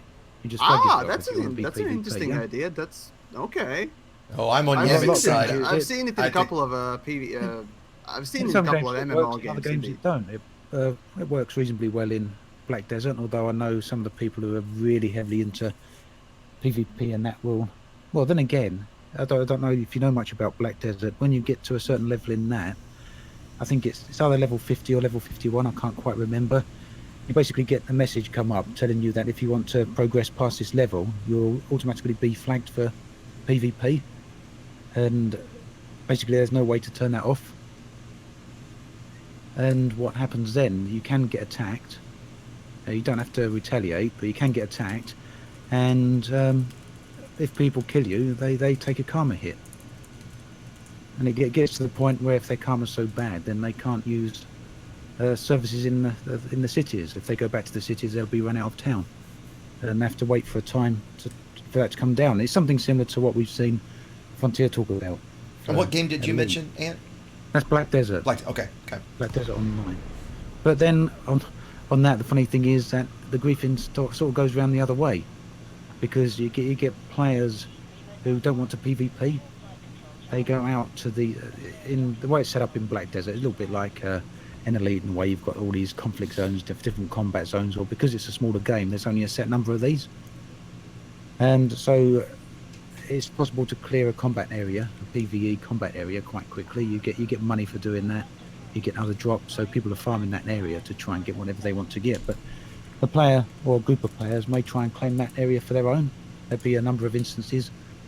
But what will happen is someone else will come along and they'll try and grief these players by taking all the kills.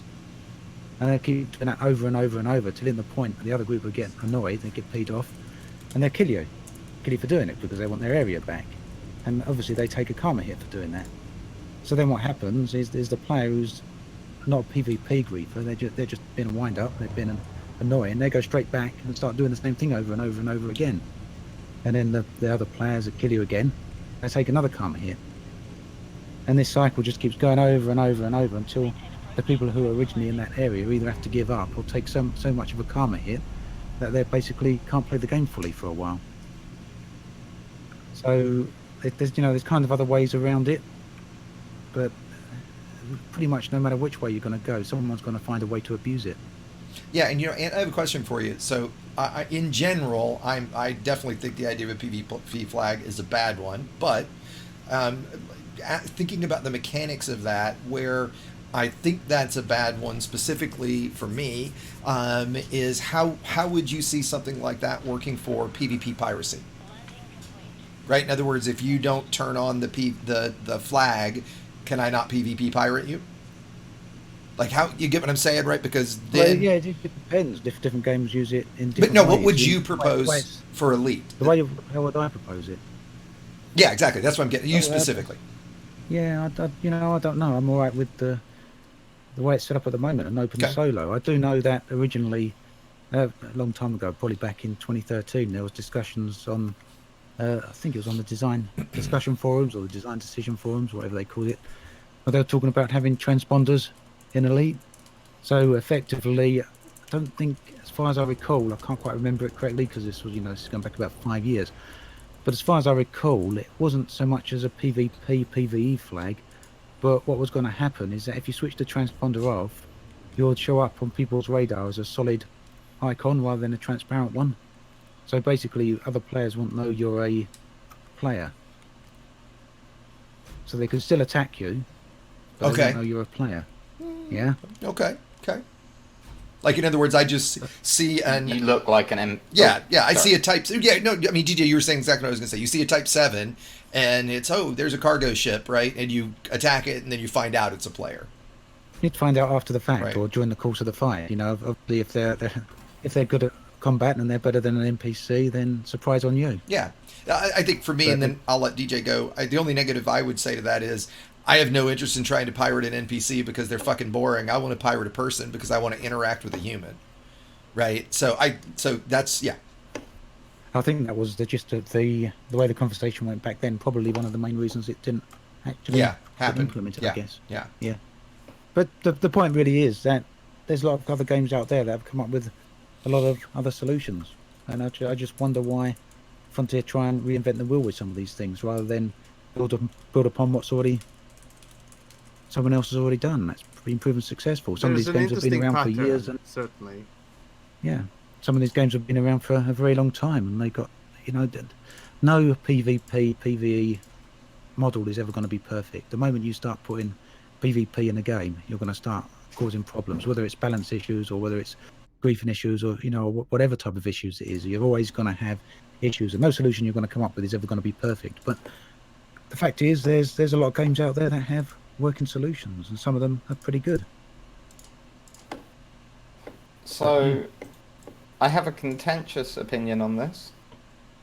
No, because I quite often hear the talk of a PvP flag. Well, no, but Exidious, I have a horrible feeling you might agree with this one. Frontier has put a PvP flag into Elite Dangerous. It's called Open. I was about to say yes. that when they talked about the flags, but it's not exactly that. It is. But I get the your thing tongue-in-cheek is, comment, right? Well, it's not terribly tongue-in-cheek. It's I'm being DJ, serious. If you the go DJ into hang on. If you go into open, yeah, PvP is a part of open. You are agreeing to PvP Completely by agree. logging into open.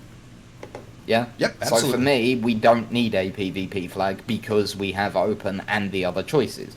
Now, if I think Frontier kind of cocked this up in that we have the PvP flag with open.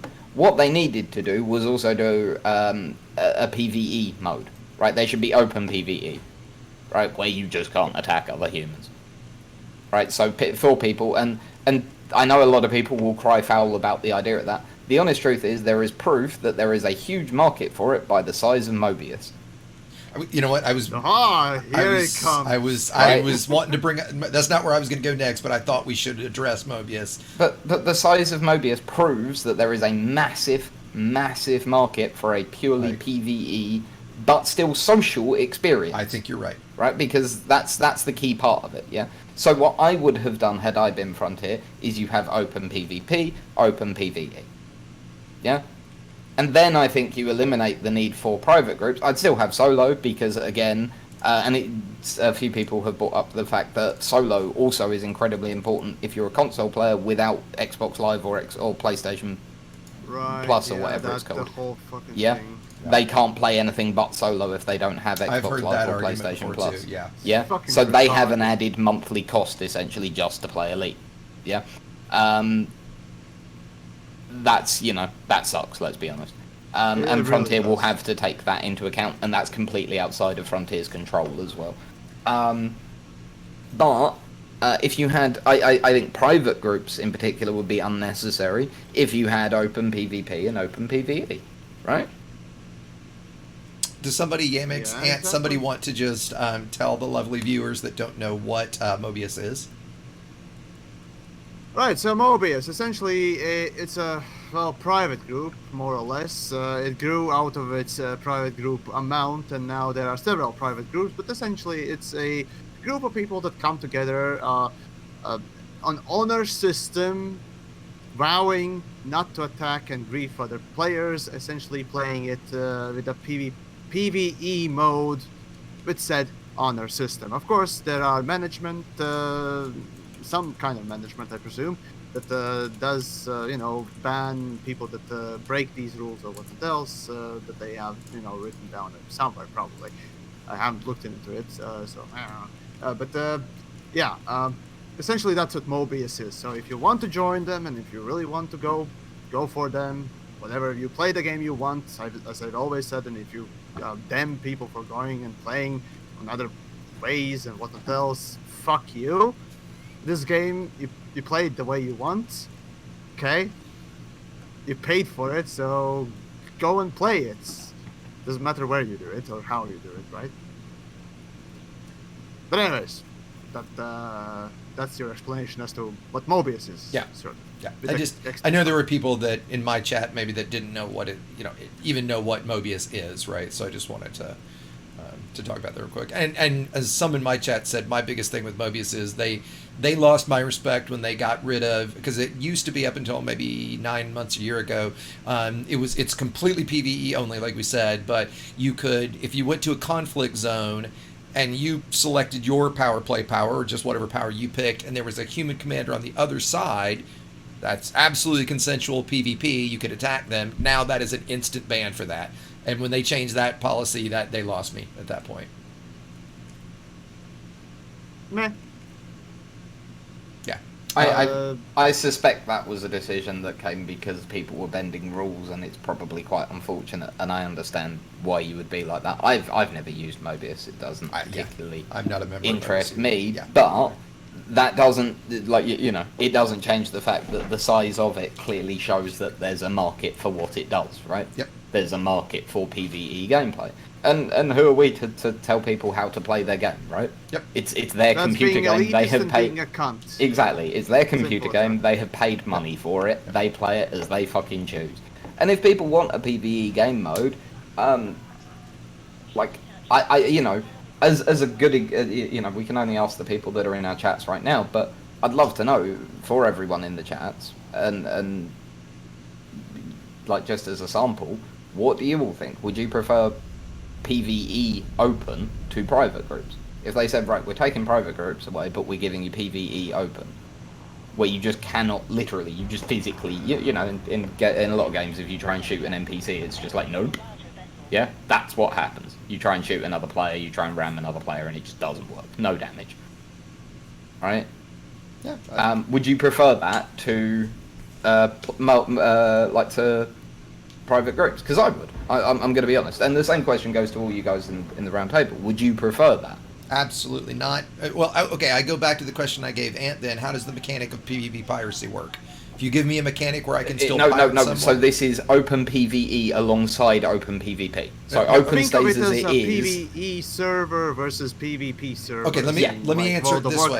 So. Okay, if you're suggesting that I'm flying around, I'm in open, I see a commander, and I cannot attack... No. Separate server. Separate instance. Oh, well, so we're talking... like a separate mode. I literally mean a separate mode, yeah? So when you log in, so you basically have open Mobius open that's on PvE. the menu. Yeah, Mobius, but frontier side and on the menu. Yeah, and as long as it hard coded in, so okay. that you just can't break. As long as that mode can't affect power play or community goals, yes. Be fine power with that. play, I'd agree with. Community goals, no. I think that at a with much that again, much reduced again. Pay, back to what we're saying. No, before. no, it's not much reduced pay. That's well, okay. I think you came up with the answer earlier. Yeah, you get some sort of reward, and I would make it non-monetary. Yeah, but some sort of. I think the best way to do it would be to give them a load of grade 5 materials. Yeah, if you do a full run in open, you get a load of grade 5 materials for doing your run. Yeah, how much of an incentive is that?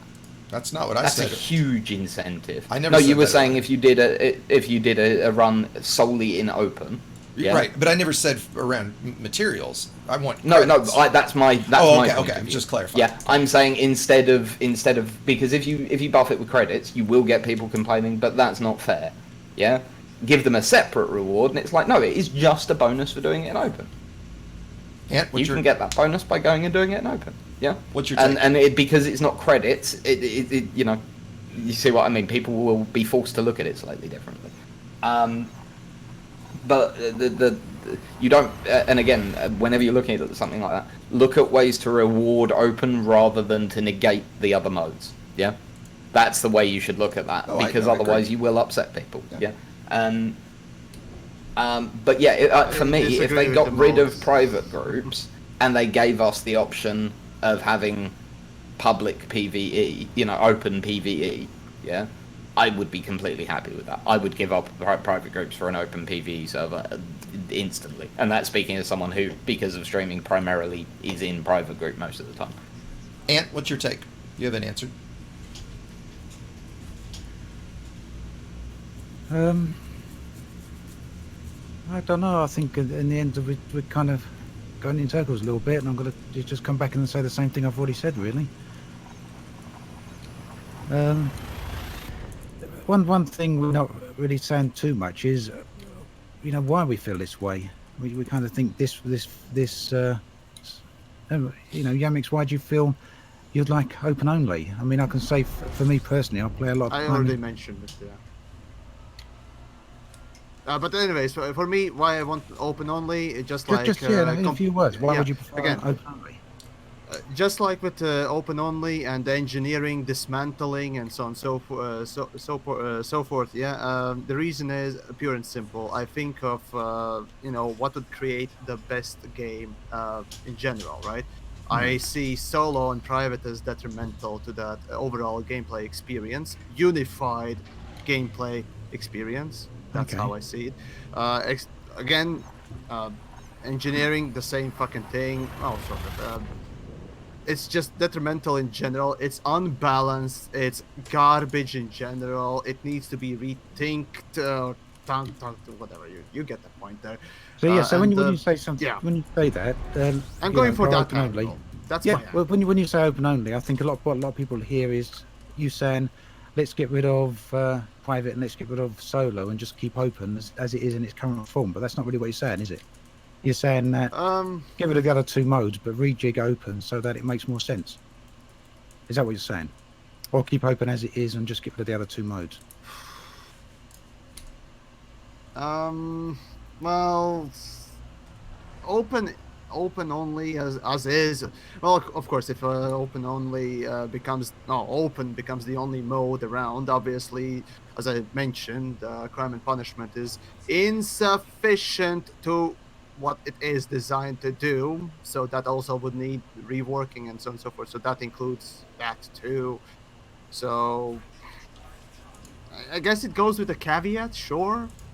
But I prefer, just abolishment of so on. I guess it goes with a caveat. Sure. I see that just simply as a gameplay detriment for unified gameplay experience. Yeah. To simply from my point of view, I play a lot of time in solo. I do too. And, I do right now. I do. But for me, that's because just generally speaking, I'm not a very social person. I like to play games in my own space. I like to do things my own way, my own time, without being bothered by other players. And, and I think you could say in general, there's a lot of people who play video games who, a little bit like that, shut themselves away and just get on and play a game hours at a time. It's just not so much not liking people; it's just liking their own space, and I think that's a big attraction for solo. You kind of remove that mode, you're kind of shutting an option down for a lot of people. And another way of looking at it, I guess, another option they could do is, it's a big blooming galaxy, isn't it? Shutting down that opportunity for others. If your ideal game would be to explicitly prevent seeing other players, then yeah, that's true. But there also goes that idea that what's bothering you to just go around and never really interact with people, right? Or just go to a place that no other commander sort of goes to, right? That's exactly that's sort of the argument there too, yeah. Right? I was actually going to get to that. It's a big galaxy. Yeah, there's 400 billion star systems in it. And whatever much. Yeah, however many, but far too many for anyone to, or far too many for everyone on the planet to have to see all of them. I don't know how many. I always forget. I think there's been rough counts how many are in the bubble. It's in the tens of thousands anyway, isn't it? Yeah, something like that. So another idea. Oh shit! Another idea is, another idea is if you're going to get rid of modes, is to divide the systems off into areas where you've got PvP enabled and PvE enabled and all the rest of it, and that way players can just stick to the area they want that best suits them. There's enough space for it in Elite. Yeah, and that would make anarchy. You could make anarchy systems actually scary, right? Yeah, and I'm sure that's what the crime and punishment was supposed to do in the first place, for crying out loud. Right. It didn't, and some people are going to probably argue saying, you're asking for EVE Online net, but the difference is EVE Online is much smaller in terms of the amount of systems you've got, and way smaller. Yeah, and you've got set routes and fixed jump points. You've got choke points in EVE. There's no choke points really in Elite. I mean, you can sit there at a star and wait for someone to jump in, but the chances of someone jumping into that star you're actually waiting at and be at the exact same point, the same side of the star as you, is pretty remote. You could be sitting there forever. So for me, dividing the game up like that into regions, if you use it through crime and punishment or through a flag or however you wanted to do it, I don't think that would be making it. I don't think that to be detrimental to the game overall, not by any means. And then again, you also putting players in a position where they're going to be taking a risk. Like you said, crime and punishment. Do you want to go into those anarchy systems? What's the benefit? I just think there's lots of options. Right. Lots and lots of different options. Yeah, Yamiks, does that mean make games all sorts of ways? You just need to figure out ways to do them and actually learn from your peers too. But that's another story for another time, I suppose, about Elite and its development. Yeah, Yamiks, did you want to chat about mode bonuses? Right. So I got a little bit of So the PvP flags. Just to go quickly through a little nuggets of contention, whatnot else, right? So PvP flags. DJ said that, but we have PvP flag open. No, the meaning of PvP flag is that you have a game, let's say a mode open only, and you raise up a flag, and you're in in the same space interacting with the same people, and you just simply have a different flag on.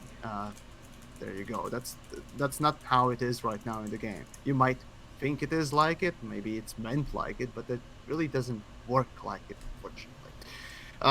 Right. The next one was, well, yeah, you did mention later on, of course, the PvE server and open PvE, and so on and so forth. But what more or less was raised about the PvP flags was you have one mode rather than two servers or two modes. Whatever. That's just a little nitpick there. The next thing was giving other modes bonuses. Now that's a fucking stupid idea. Do you want to know why? Oh, simple. Now, you make a game, you put in a lot of effort into making different sorts of, features and so on and so forth, but then one day you decide, I'm gonna make another mode, I'm gonna make another feature, just like the previous feature X, but make it better. Now, what will happen to that original mode X? It's gonna be abandoned and basically useless.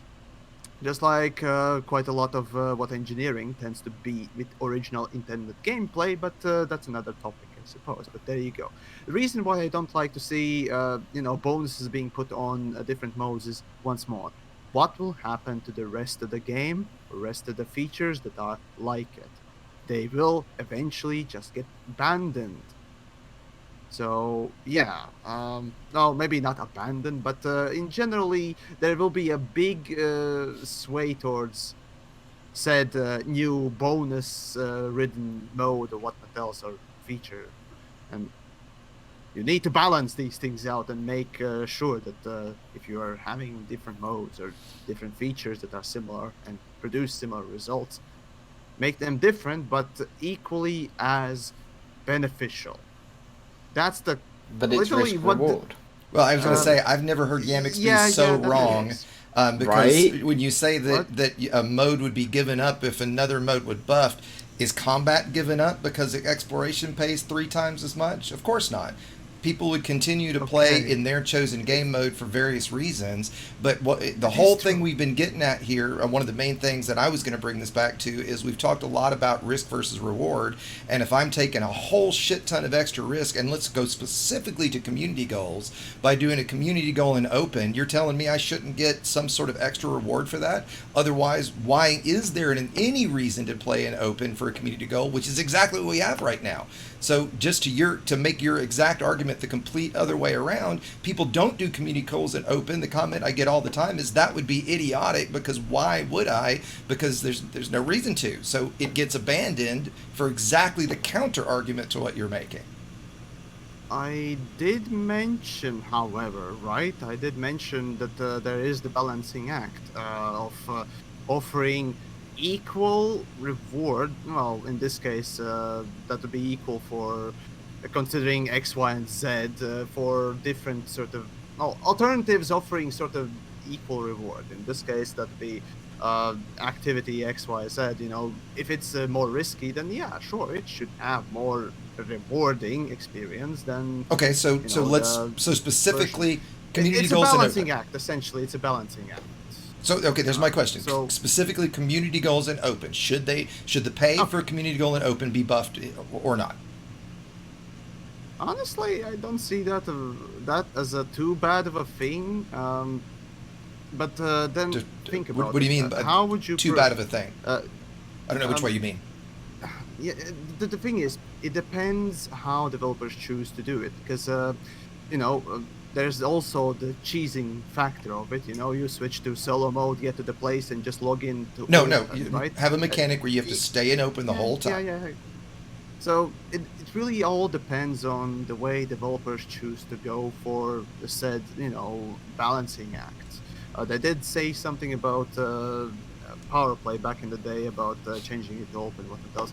that once you log into solo or private, the commodities or what else points you gathered are erased, and so on and so forth. So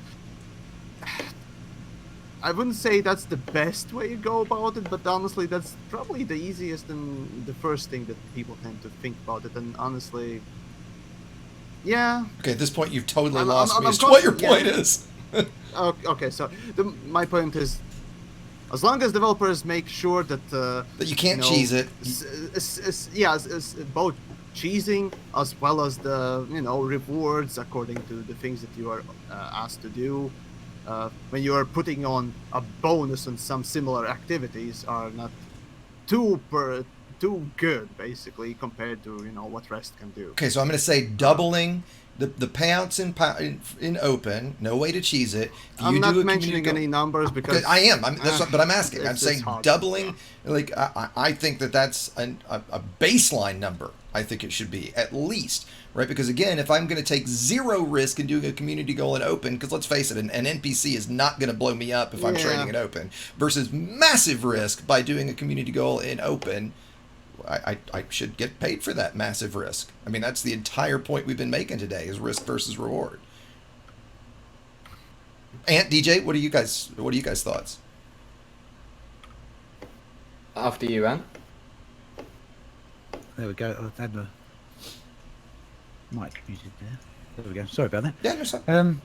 Yeah, on credits. So I've been playing a bit casually here, doing a bit of combat. Don't do a lot of combat anyway. To say Ant doing combat, awesome. I should go watch. Very much a combat casual, and obviously with the chat going, casual. Oh, no. Ship slightly engineered, not heavily engineered. Flying in a vulture, yeah. And been playing a little bit casually in the background, doing a bit of combat while we've been chatting, so not 100% focused on it. But the last trip back to the station, I'd made about 600,000 credits. Probably about 700, maybe 800,000 credits now. So we've been doing this for about 2 hours. We can probably halve that for the amount of time we've been messing around for chat. And the rebuy my vulture is 1 million. So casual play, not even enough credits to have paid for the rebuy on a vulture yet. On rebuying the ship I'm using. I know you guys have really gone into detail and worked some figures out pretty extensively. So this isn't by any means a hard scientific method testing, but that's absolutely just dropping the point as something relevant to what we've been talking about. So payout rubbish, really. Not a lot of use. But that's all I have to say on that. DJ? So, I'm here. So, for me, all of this, it really does come back to risk and reward. Like everything we've been talking about. It always does, yes. It comes down to risk and reward. And for me, to go back to where we started, combat, in particular, woefully underrepresented when it comes to, the risk reward is just terrible compared to everything else in the game. That in particular needs dealing with. As I said, I don't personally believe it should be credits that are added on for doing stuff in open. I do think open-only CG runs should be given a bonus, but for me, give them a load of materials. Imagine if you did an open-only CG run, you could choose 3 high-grade, grade 5 materials. But what about the guys that don't care about engineering? Because you definitely can have those players. Then they're probably not going to be bothered about doing a CG in open. Oh, totally disagree.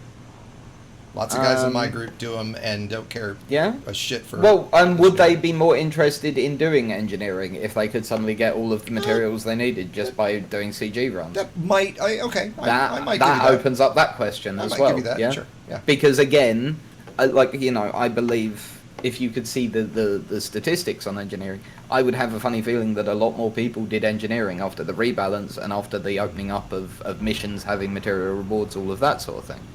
Yeah. I suspect that the same would be true every time you added in another thing you could do to get your engineering done. So adding in choice, great. You're going to get more people doing engineering. They're going to be flying more fun ships. Cool. Oh, you know what? Somebody, I'm just going to throw this out. Somebody in my chat, and then Yamiks, I'll go to my last thoughts quickly. Somebody in my chat just pointed out a potential buff for CGs, and I actually think this one's kind of interesting. I thought of. What if you ranked up in the tiers of the CG faster if you did it in open? That kind of seems like a somewhat interesting solution to me too. No, that basically makes you're doing it in solo. That's pointless. That negates the other modes. Whereas just giving a material bonus, Whereas just giving a material bonus doesn't. Yeah. Okay. Fair enough. Fair enough. You're getting something extra. You're not taking anything away. Yeah. From an open perspective, it's good, but when you think about from a solo or private player perspective, it's actually quite punishing, and you don't want that. You don't want that. So yeah, rather a carrot than a stick. Let's learn from the fucking power play. Yeah. Well, okay, so let me just quickly, I'll jump to my final thoughts and shut up for the rest of the day. At least the rest of this chat. I think we all agree, it seems we all agree, credits are a major issue in the game, and that one of the easy ways that I think Frontier could get a major win with Chapter 4 would be massively buffing combat pay, right? I think other things, for the most part, can pay in line with what they should. I don't think anything should be nerfed, certainly. I think combat pay, if you buffed combat pay, I think you'd bring a lot more. You'd keep a lot more players interested longer. I think you'd get back. Certainly, some of my friends from my just personal experience would come back to the game that have left. I see no negative to it. No reason why it wouldn't be massively buffed. It really does need that big of a change, right? And Yamiks, I completely disagree. I think they could very easily still buff this before Chapter 4, very easily, and that.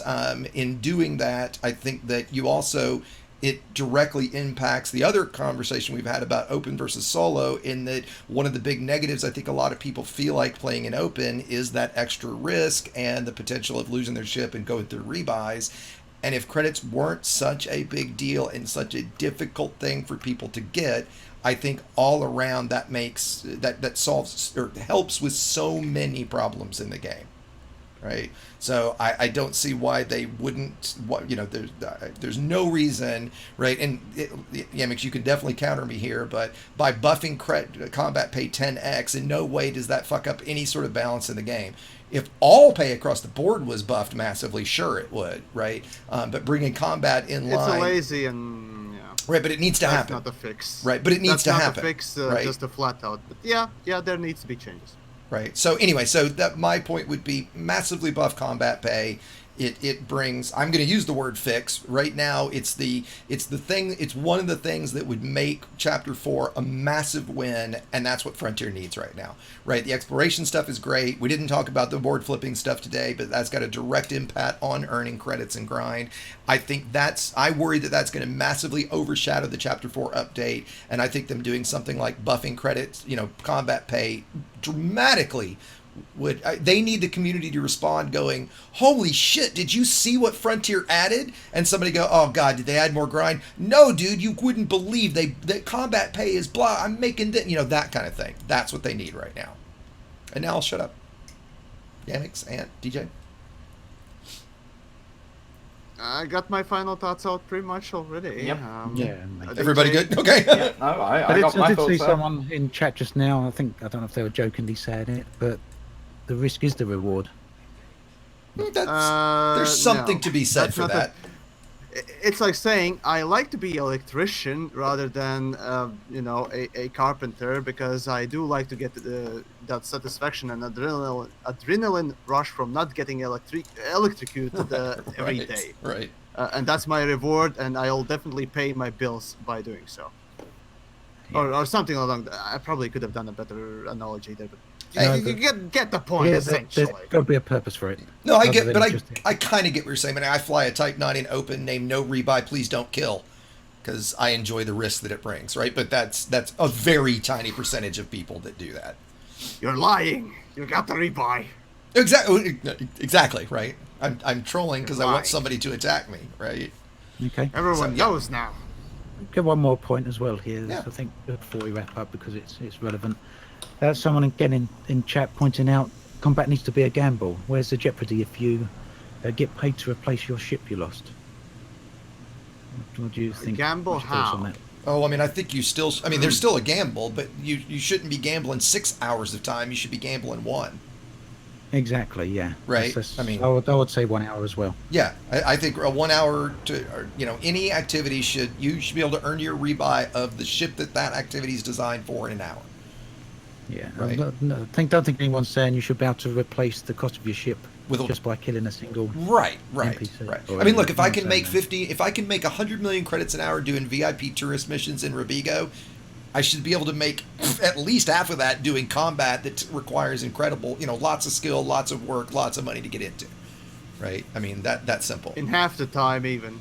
Right, I mean, Even exactly, that would be- exactly, wouldn't be exactly. That's why I say if you buff combat, pay 10x, and I can now go make 50 million an hour bounty hunting. That's still half of what I can make doing VIP tourist missions. It's still not even. It's still half of the most efficient way right now to make credits. And shit, it's been a long time since we've seen a 200 million credit gold rush. And it's coming sometime soon. We'll see. We'll see.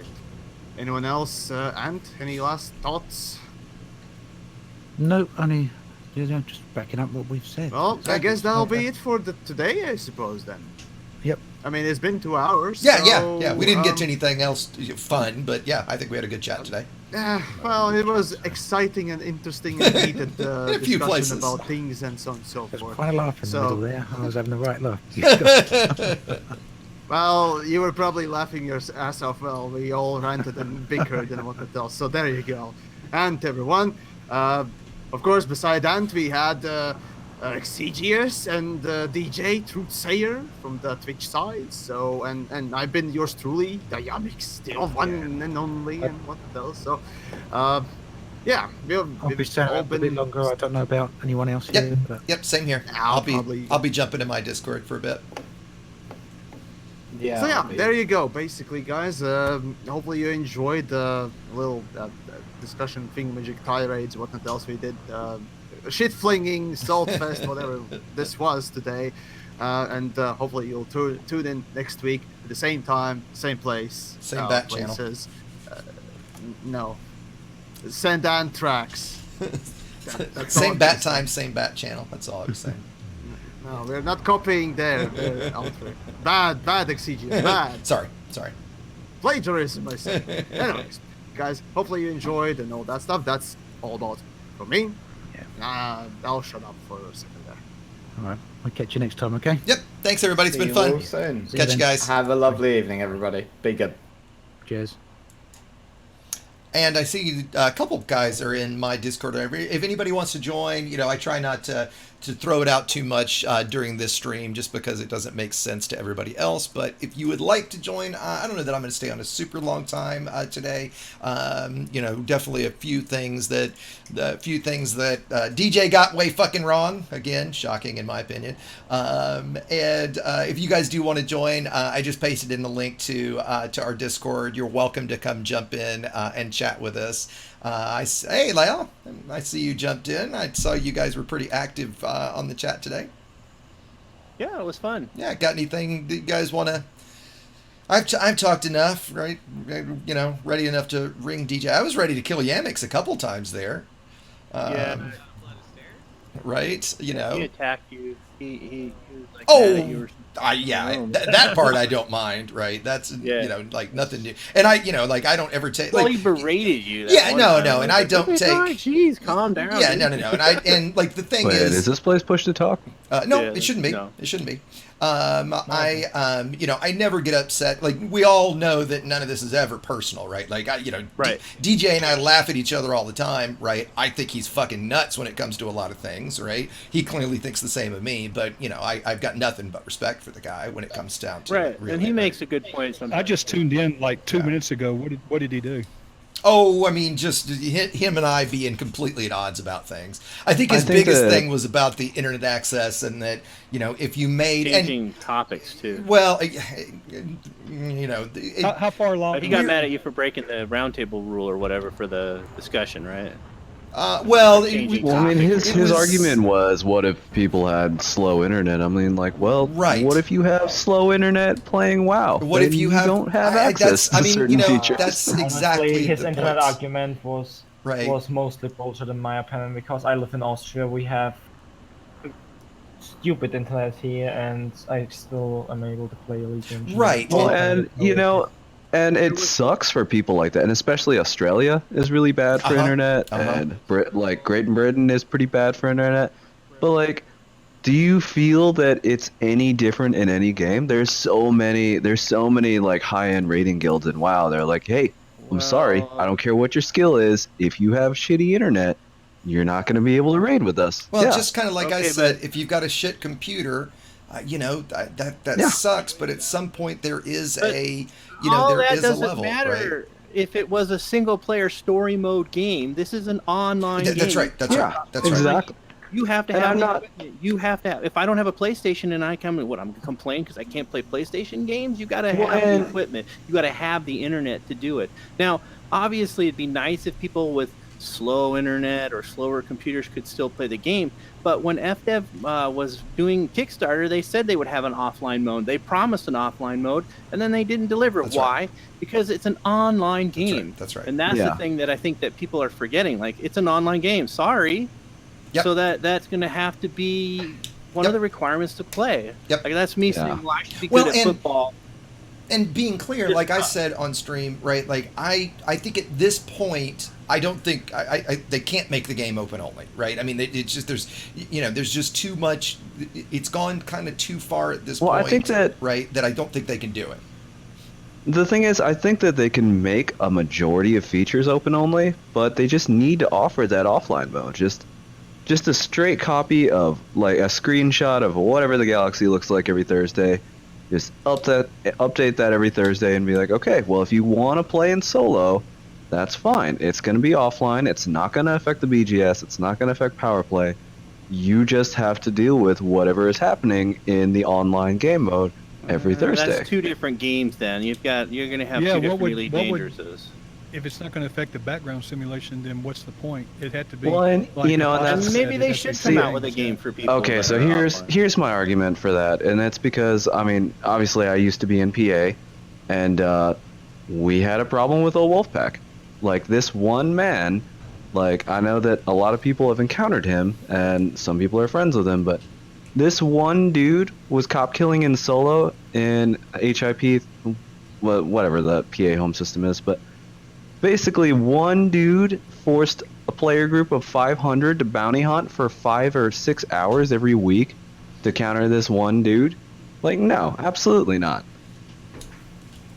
Yeah, I mean, I think that if you're gonna have solo be a thing, either A, it can't affect the BGS, or B, it cannot have that huge effect where you're literally forcing a group of 500 to do something for hours. and that's where I, I think we're solo getting mode at. is And sorry, I wanted to clarify what Lyle was saying. You're saying this one guy they're having to counter. He was doing what he was doing in private or solo, right? Yeah. And so they couldn't counter it. open. Right. Yeah. Exactly. Right. And so that's where I said multiple times today. I think there needs to be a massive buff to things that are done in open. And I put up a poll about this, and I know people that like some people posted comments to it like, oh well, I wouldn't want if I do it in solo, then I'm getting a nerf. Like, dude, if you're doing this in solo, then you don't care about anything it. else, You should be right? nerfed if Whatever you're doing I it solo. earn and whatever somebody else earns means nothing to you, right? So why do you care? But if I'm going to do something in open that is A, going to give me extra risk, and B, is going to affect the open world, right? It should only be done in open, or there should be at least a massive buff to open, right? Like I would say, see, It should be like a 1-to-8 ratio or something. I mean, the thing is, it's still way off, right? treating like the symptoms, and I think that the big problem is that there is so much more risk when you're dealing with other players as opposed to an NPC. Like, Oh God. honestly, like if you get pulled by even a griefer, like a shit tier griefer, it's a massive deal compared to elite NPC who's gonna scan you.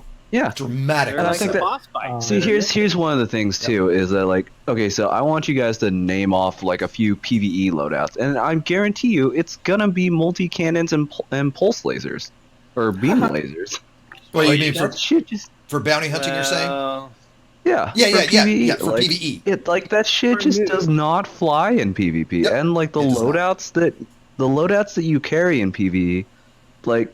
You're It's going to just do things a that buy weave that is never going to drop in a bounty hunting session. You're not going to worry about haul. Fuck, you might probably still have a fuel scoop on, right? You're just not set up for being attacked by one of our engineered combat ships, right? Like my PvE cutter has a fuel scoop and a SRV bay on it, for Christ's sakes. Right, exactly. Like there's no way I would take that in combat ever.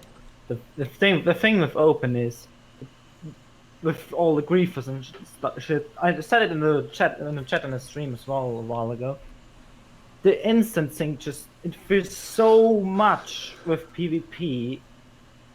It's does. ridiculous. It does. But I also, and as I said in the chat, I'm a fuel rat. I know the major problem with instancing, and if they make it open only, they need to fix that issue. Oh, completely agree. Right. Yeah. And now we're getting at a technical issue, and you're totally right. I mean, instancing is definitely a problem there, right?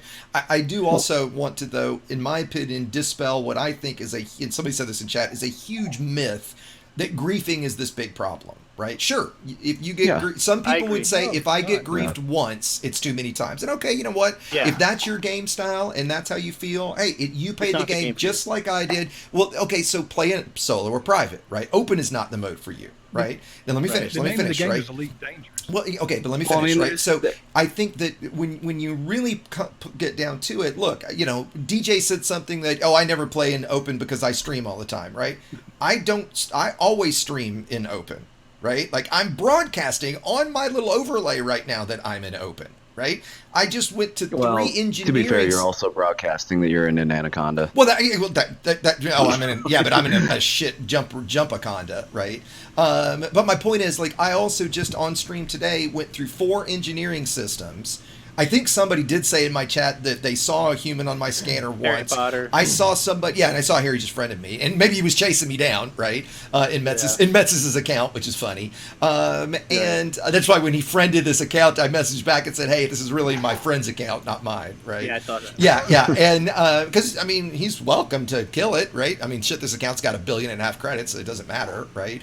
But at the same time, even then, the risk is the odds on seeing another commander, yet let alone somebody that is going to try to kill you, is so incredibly low. And come on, it's a video game. Let's have some risk. Yes. See, what you just said there is a video game, okay? What about back in the day when I had to go to the arcade and put my quarter up, and I had to lose actual money to die? Yeah. Like if you lose actual money, I think I said this one time before to some people, but when I got Nintendo as a little kid, I came home, that was an arcade game. I didn't care about dying at all anymore because it didn't cost a quarter. Right. I'll die all day long. And I it's found just ways to die. it's just this misperception, I think you're right, is that, that there's griefers everywhere, everyone in open is trying to kill you. Like, that's right. And I'm in OOF, NACL, and RePatrol Discords right now, and there are less than a dozen people online playing this game from all 3 of those. Right. And those are the 3 biggest groups there are. People playing this game. Right. Yeah. Right. Do you mind if I chime in a little bit? Absolutely. No, please. What you got? I was considering the separate situation when it comes to Elite Dangerous, as it seems to have personality problem. The thing about open is that there's nothing that really devotes you to open, and there's nothing that really devotes you to normal. And by devote, do you I mean? used to play World of... What do you mean by like devote? in World of Warcraft? In World of Warcraft, you had separate servers, and in order to progress in those servers, you had to stay on that server. Yeah. You were stuck, and this whole idea of being able to flip between these modes so easily. Yeah. I can just flip to normal, flip to open. Why not just make it so that if I progress in open, that progress only is in open, and if I progress in offline mode, progress offline. Right. That goes back to us saying that the game should be separate for solo and separate like or nerfed in solo, or Exactly. they have to Then be you kept wouldn't have your separate. And toggle. I would agree with that. Yeah. Well, and let's Then be you wouldn't careful. have your Let's toggle no more. let's not use the word nerfed in solo. Let's use the word Right. buffed in open, right? Buffed in the True, mode yeah. that adds the additional risk, right? Because that's Well, like, like- one of the points I was making just a second ago was, like when people would make that comment on the poll I put up, right? They're like, oh, well, you don't nerf what I'm doing in solo. Dude, you're in solo. Why do you give a rat's ass if I get 10 times the pay in open? Right? Right, it doesn't matter How to does you. that affect your gameplay at all? It doesn't, right? I mean, you just Well, and like I said, though, by I think definition. it's still. No, go ahead. I Lyle. think You're it's using still that. solo as a crutch to be better in open. To I buff think it's yourself in still open. that problem that when people for me, I played this first. I played my first 500 hours in solo and private. I got a cutter. I 8v1'd against a shit ton of Anaconda cops, and then I was like, okay, I guess no more solo for me. There's no more challenge here. But I think the problem is still just there is no risk against NPCs. I think that every NPC interaction needs to be that same butthole clench as if there's a crap ton of nomads on my radar. Risk and reward. Right. And okay, and so progression. actually, yeah, and so the one thing, let me just jump in real quick. The one thing that I didn't get to say at the end, because we kind of ran out of time, was, if we take all this back to what we started the conversation with, which really was credits, all right? I think all of these issues ultimately boil down to credits, right? Because the argument for the negative of getting of getting griefed or losing your ship, right? We're throwing around a lot it's a video game, so what if you die? Well, there is the so what is it took me hours to earn the rebuy that I just lost, right? So you can make the argument that there is a tangible loss of time whenever you die, whether it's from an NPC or a commander, right? So again, we go back down to credits, and if credits were easier to obtain, and by easier, I don't think current payout things need to be buffed, right? But specifically, the one thing that I think and maybe I'm wrong, that the vast majority of people don't buy this game and play this game for combat, but certainly I think that that's the case. It's certainly the deepest part of the game, right? Why does combat pay 1/20th of what VIP tourist missions pay right now? 20th. Well, and right. and So hold on, also, let me why finish. Right. So if all of a sudden credits were buffed, right, in the main thing that people enjoy doing, combat, right, and all of a sudden I can make 50 million credits an hour, right, and all of a sudden I'm actually being rewarded for the time I'm putting into the game, right, all of a sudden eating a rebuy is not that big a deal. So now all of a sudden that guy griefing me, and these days when I get griefed, I throttle down, drop my shields, and say, here you go. Knock yourself out, right? I don't care, right? You'll save me the trip back to the station. Even if I'm in a 10 million credit rebuy, what's 10 million credits? I don't give a fuck, right? But there's so many commanders that do, right? Because they can't, it's so hard to earn those credits, especially early on, right? And why? Right? So again, I think this all boils down to credits. Right? I think that fire starters here. Obsession. I think that it's such a gimp move, that we're all capped at 2 million credit bounties for open. Because does anyone here feel like fighting me is worth 2 million credits? No, you heard the story. I'm about to say you heard the story of what happened to Doubtfire. Laela, you heard what happened to Doubtfire though, right? With his the I want 400, 550 million credits. Yeah, the 500 million credits. Yeah, no, I would fight anyone for 500 million credits. Yeah, I would fight anyone for target. Sure. Well, and it's absurd there that so now that's actually an interesting question, right? Let's take the conversation here. Let me see what you guys think on this, right? I don't know that I would argue that killing. Okay, let's say for a second, a friend of ours. I'm going to tell the story really briefly for those on stream that don't know this, right? So a friend of ours was in a consensual 2-on-2 wing fight, right? Right toward the end of the fight, one of the guys kill warrant scanned the guy that was about to die. Knowing that he had 500 million in galaxy-wide bounties. We didn't know. Well, okay, you figured. So hold on. So if he had not kill warrant scanned him, the player that died would have eaten, I'm making numbers up here, doesn't matter, a 5 million credit rebuy. But because they kill warrant scanned him, all his bounties went active, and it cost him 500 million in rebuy.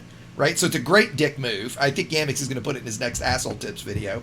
But the point I'm getting at is he had to pay 500 million. They only earned 2 million. So I get why that mechanic exists. anything- Let me finish. I get why that mechanic exists, right? Because it would be really potentially easy to use that to essentially transfer credits between commanders. I run my bounty up. By killing you, I let you kill me. You get my bounty, right? But the bigger question I want to ask to everyone is, I don't know that I think that making, like, you kill a player, they drop materials, for example, or you earn bounty credits from them. I guess let's go specifically to materials, because you do earn some bounty, right? Or should that bounty be higher?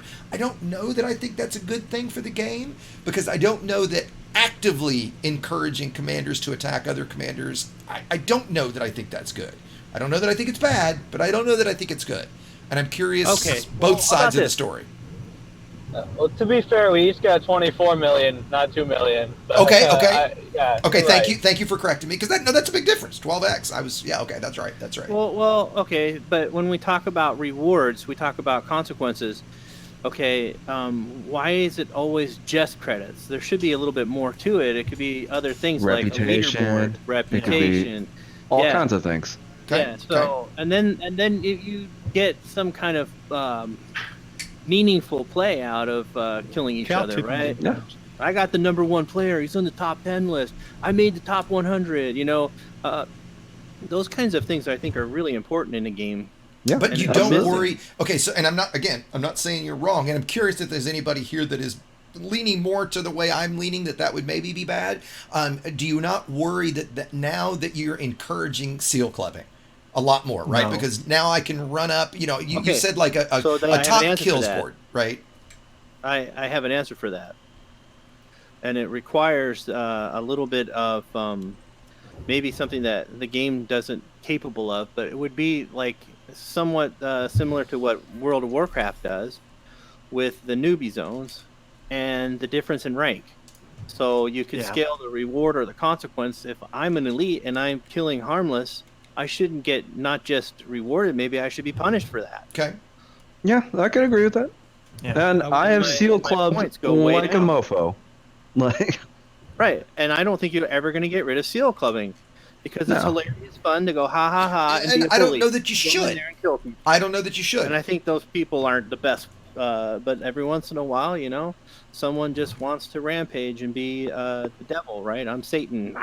When I was first learning how to use railguns, I literally took a quad rail Viper and I pulled every single sidewinder I could find in air of it. Just murder away. Right. That's why we laugh about it. Took out their life support and their FSDs, and I left, and whatever happened. I wasn't there. I don't really know the consequences of my actions. Yep. And therefore can't be held accountable. Yeah, I mean, so like, to me, there's, I like I said, I don't know that necessarily is a bad thing or not, right? I mean, I think that there should be some level of risk. I think we all agree seal clubbing is pretty douchey, right? But it is a video game. Sometimes it's fun to be a douche. You know what? And like I know some people scream it, and I do not mean to call him out, right? But Algomatic is a friend of ours, right? Pretty much all he does is grief and stream snipe, right? You know what? He's a super nice guy. He's got 3 kids. He's just a dude playing a character in a video game, and you know what? My character, your character might be a harmless trader or an explorer. His is a terrorist, right? Right. That's where he gets his laughs. When you go kill him, it makes it that much more better to kill him because he has that notoriety as a terrorist. And now I'm like, haha, revenge, sucker. Harry just messaged me, come into open. I've waited long enough. And the same thing with You can totally kill Harry. Well, I mean, the same thing with we've got a guy like his asp. Well, you'll have to kill him in something worthy of killing him, but you can totally kill him. He's not that good. Oh, we'll definitely should have. I would love to fight Harry sometime. Calling him out. And we have the same kind of issue in top tier. Like one of our guys, Dingo 6, has a orca that's worth like 1 billion credits or something. Yeah. And like there should be if anything that you don't gain by killing that orca is literally just a griefer tax. Yeah, well, and also, like, where's the bad guys? I want my bad guys. I want Harry Potter. I want the 13th. Absolutely. I want crazy seal clubbing griefers. You want it to be dangerous. I got enemies to go hunt. But I think that people would feel better about this if, like, see, the problem that I have with PvE combat, like, if you're taking out your cutter and you're killing like literally hundreds of NPCs, either one of two things has to be true. Either those NPCs are set up like garbage, or your ship is way OP. Right. Like, and like look at PvP combat now, and I can maybe kill 2 or 3 people, maybe 4, and I am out of it. Like I have to go back for You ammo. guys watching what Harry and I just did? No, 4 people. Harry just blew up my ship and said, okay, he dropped his shields and said, go for the plant. I'm in my SRV. There it is. There it is. Let's see how quickly I can kill it. Sorry. That is. What's funny is, by the way, I logged back in before I could even spawn into my SRV. My ship was dead. Right. Let's see if I run out of ammo before I can kill his FDL. Sorry. Continue the conversation. I just thought this was hysterical. I'm gonna laugh my ass off if he plant him and that FDL just falls directly and on crushes SRV. me. Like, well, I can't see his plant integrity from the turret. Let me jump out of the turret real quick and see what it's at. One thing I wanted to add was the grinding in this game. I can kind of see why they make trading like the one thing that they sort of force piece, because people wouldn't do it otherwise. I mean, I just well, don't you know, get it at to all. that point, I've always said that, you know, somebody said today on the stream about being forced into different things, right? And I've basically always said that I don't necessarily think with engineering that's a totally bad thing, because it does, I'm going to use the word push you into all those different types of gameplay that you might not otherwise do. And I think that there is, in my opinion anyway, there is absolutely something cool to be gained from each of those types of gameplay, right? Like I enjoy a little bit of everything in the game. There's nothing I hate so much that I will never ever do it kind of thing, right? I don't like trade. Well, I don't like just, you know, jumping. I don't like grinding. do you like hunting for USSs? Oh God! Do you okay, like hunting no, for you're right. upgrades? You're right. That can fuck off. See, that's the thing. When people say engineering, unlocking engineers, that's fun. You get a little bit of taste of every playstyle. You're right. Actually, engineering your ships, I would rather slam my dick in a phone book. Dude, last stream, I don't think you were here, Lyle. Last stream, I spent like the first 90 minutes of it looking for high grade stuff, just because I figured, you know, we're just streaming, I'll do that. In 90 minutes, I found 2 HDEs, and I was in Seoul and Kamazats, like, you know, systems where they genuinely spawn at a pretty high rate, right? You know, and nothing, right? Boy, this is hysterical. By the way, I've got him at 65% hull now, 64. From that angle in that screenshot, it almost looks like it belongs in a Yamiks video. It is very Yamiks video, the angle where I'm blasting him right now, right? I'm pretty much shooting him right between the nuts. With the 2 engines on the side and in the middle. Yes.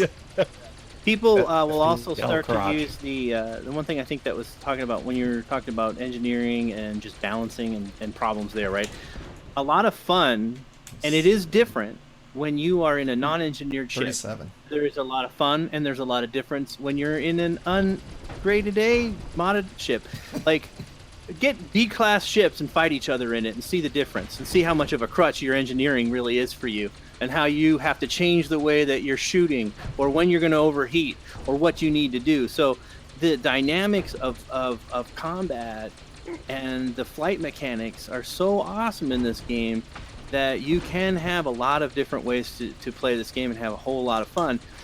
What I think they should do again is make it so that there are areas where you, and like Exegius, you said, you know, maybe have areas where engineering becomes nullified, or I didn't get to say that today, but yeah. I actually missed the days before the engineers came out. Yeah. Oh my God. See, remember back in the day when you cared about getting grade A? When you didn't just say, well, better not buy that ship unless I can get grade A for it. Oh, no, I'm not even going to buy the ship now. I can't even try it out. Because why? Oh, it's not going to matter unless I can get grade A. You know, your rebuy, yes, you should have to have your rebuy before you buy a ship. But you should never be in a game where you're like, well, I can't really because I can't afford it. Or you should be able to buy that ship and go somewhere and do something in it, no matter what, and have fun. Well, you can easily get away with PvE without engineering. Sure, but I mean, I think like I planted PvE him. Open. Oh, maybe he got closer. No, he play. just got closer. zone areas where everybody in here has a D-class ship, or that this zone is no elites or no, it's all You fly through this equal force play. field of this and there's engineer mods, yeah. there's a perfectly valid explanation for a lot of people have said safe zones for the starter systems and everything. The whole reason that we can't quote unquote jump into places like the Col 70 or the Cone sector is because our ship's FSDs are programmed not to be allowed to go there. And I think that that's perfectly valid. After a certain rank or a certain number of hours in game, you're just no longer allowed to jump into Erebit. Yeah. Or Yeah. Well, one of the things I've said in the past, That's a good to point. get That's a very to good make point. engineering more fun for or make PvP more fun for beginners is create systems. Oh, okay. Keep on the plant, Harry. Okay, your plant's at 0 already. I've got Harry's plant at 0 on my screen anyway, but his hull is at 34, and I've only got 300 rounds of SRV ammo left. So I think I'm gonna have to sit the reload if I even can. Anyway, premium. Premium for the SRV. Nice. I think that how cool would it be if there were systems where all engineering was nullified? Right, you fly into that system and everything, but maybe say frameshift drives, is nullified so that now you don't have your engineered weapons, your engineered hull, your engineered anything. And so if you want to engage in PvP in that system, that that you can be on a level playing field with anybody. Right, and have some. There's an engineering flux beacon in the system that negates upgrade. Right. You could make Can I- CQC So you have as solo, open, private group, and non-engineered mode. I think that just there's interject here? you'll Out of ammo. Yeah, go for it. Let me see if I can send. So you're saying you want to close off certain parts of the galaxy? Oh, I can. not close Certain off. builds. Designate Oh, there's them premium for- SRV ammo? There is premium SRV ammo. I didn't even realize there was. Oh, I'm so doing a premium SRV reload. Awesome. There is. Various no engineer zones. Is this really worth one technetium? It's not my account. That's the first Shitty. It's Metz's account. He's not going to use Technetium. I'll go farm Coley death. Oh, I got him. I got him. There we He just go. Found a new form of griefing. There we go. I killed Potter with the SRV. Potter, that was Nice. awesome, buddy. Thank you. Somebody, you know what? Damn it. I should have turned my overlay off so we could have clipped that. Right? It only cost you one technetium. Only one Technetia. And now I've got to self-destruct to the Dude, that's SRV worth- because he took out my ass before that. Oh, that was hysterical.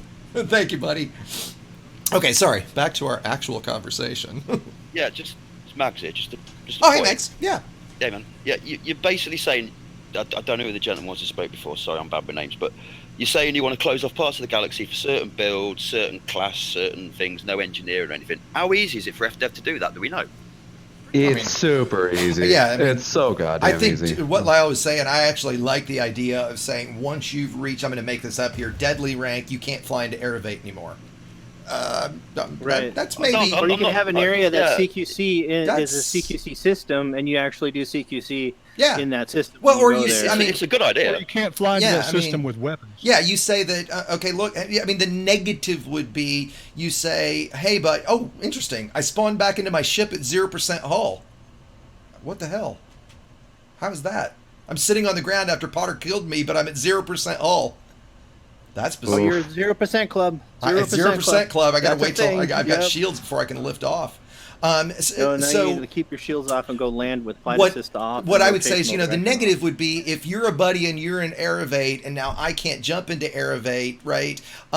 Then that's bad. We'll just, I've got an injured ship. Just I'm make- dangerous. check Jump your out, jump out yourself and come meet me, right? Or just check your weapons, like in that Unforgiven movie, where you're supposed to check your weapons before you go into that town. Yeah, I mean, I think there's lots of different ways.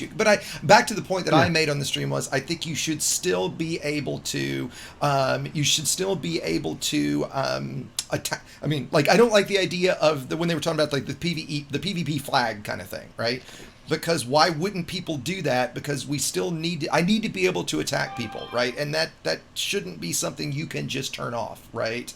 Well, and also it doesn't make a whole lot of sense from, the immersion point of view. Like, who on earth is gonna just be like, oh yeah, no, I had this flag, please come attack me. Like, that's not a I mean, thing. exactly. Everybody would turn that off, right? Like, why would you leave it on?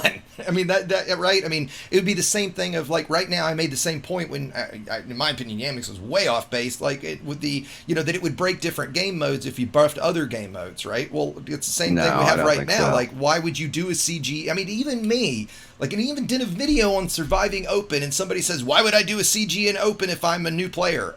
How do you answer that question in a positive way? Of course you wouldn't. Well, if you're trying to be competitive in the CG, why would you do like a trade CG, for example? Why would you do that in open? Exactly. To begin with? Exactly. That's my entire point. Exactly. Right.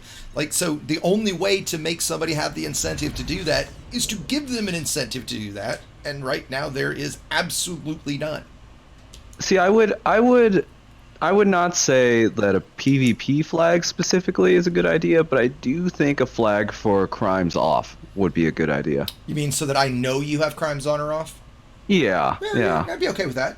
Yeah, like little indicators for report crimes and like premium ammo would be awesome. Like, because there are ambiguous people sometimes I see at the CG that are like, oh, well, he's deadly, but he's also in a dropship with all pulse lasers. I'm like, is he here to fight? Is he not here to fight?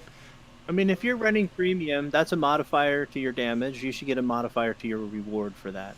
If you're an elite and you're killing a harmless, that's a modifier to your reward. I mean, that's basically what we're talking about here is balancing and creating an actual reward that makes sense. Yeah. Instead of totally. just an open seal clubbing, no rules situation. I mean, that's not even real life. You talk about immersion. Right. There are places. I live in Arizona. It's open carry, but there are places where I have to check my weapon. Sorry, it's going to happen, and if I don't, there are consequences. So, one as well for immersion, like the system for bounty hunting. I've had a huge problem with it for a long time. Like, in no sane society is there just a place where criminals just sort of hang out and do their thing. But that would be awesome if there was. Manchester. Watching on TV.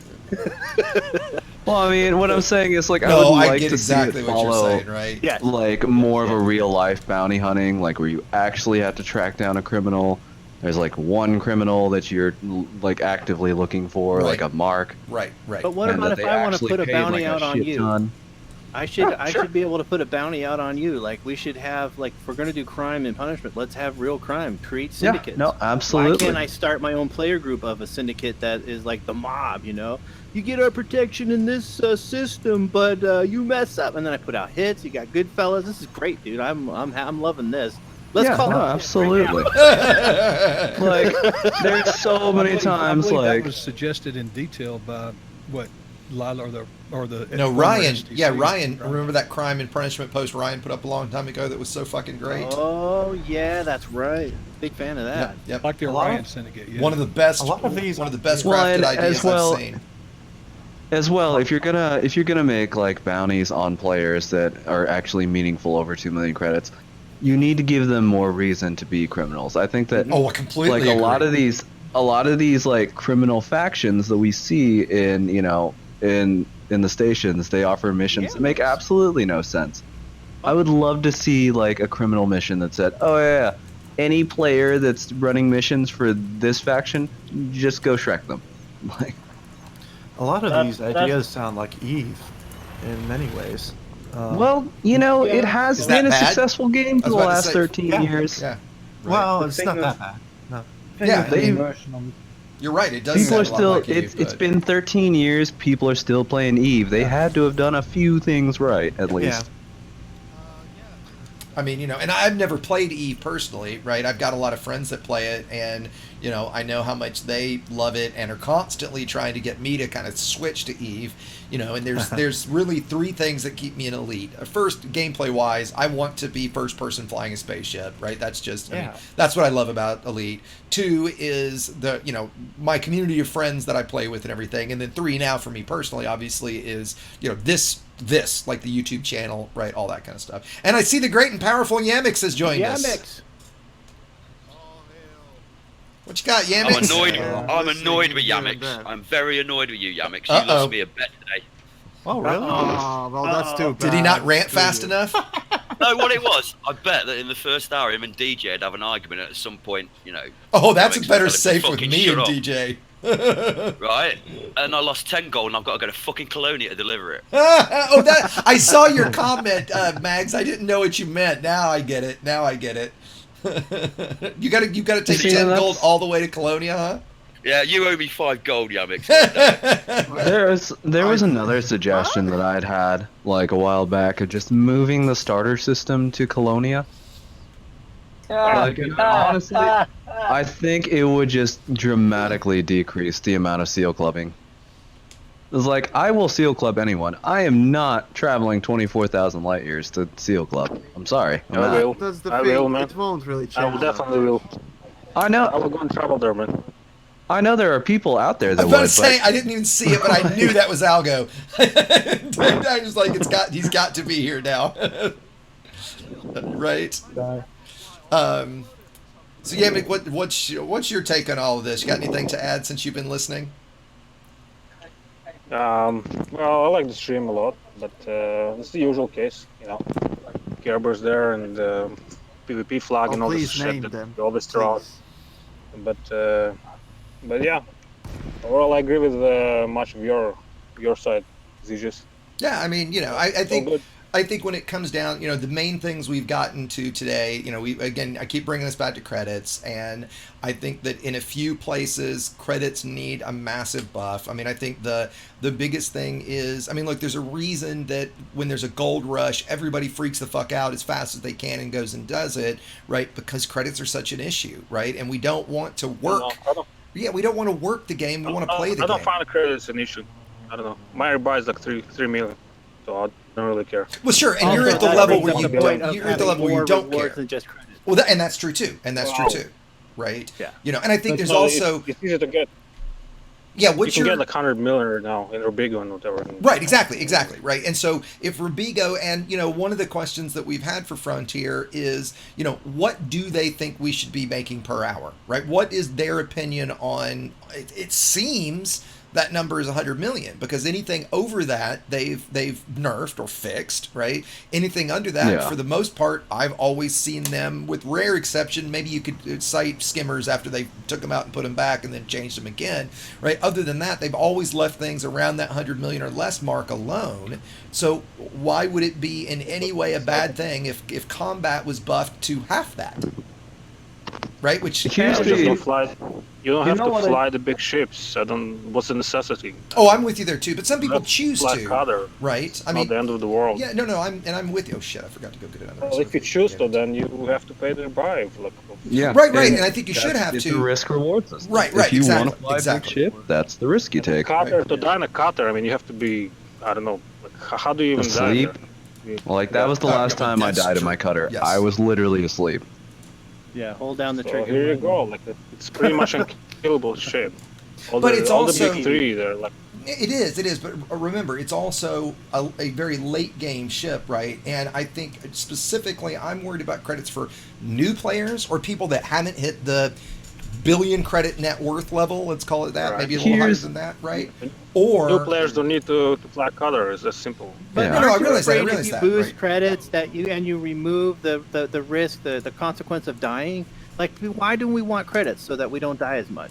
So if I give myself more credits, I have so many credits that I don't care if I die, then there's no more risk, there's no more reward, so the game gets boring. Well, for me, the thing is, hold on. Let me answer what Apostle just said, right? So And I'm playing the little devils there. No. I know you are, and I get to a point. I get what you're saying, right? My argument though is, if we're going to be able to make 100 million credits an hour doing bullshit VIP tourist missions, why can't we make that same doing something or half of that?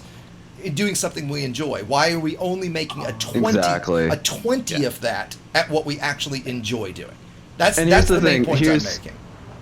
Here's pulling it back towards like other MMOs. Like, for instance, when you're playing World of Warcraft, if your end goal is like, okay, I want to be like a late game, raider, like I don't then therefore go do a bunch of quests. Like the problem is that there's no way to make money like in combat, for instance. Like, well, if you're in a cutter, it's how many hours are you going to be sitting there trying to make one rebuy? Like, probably 5 or 6 hours. Exactly, in combat. Like, yes. you should be able to do the activity you enjoy to make that money.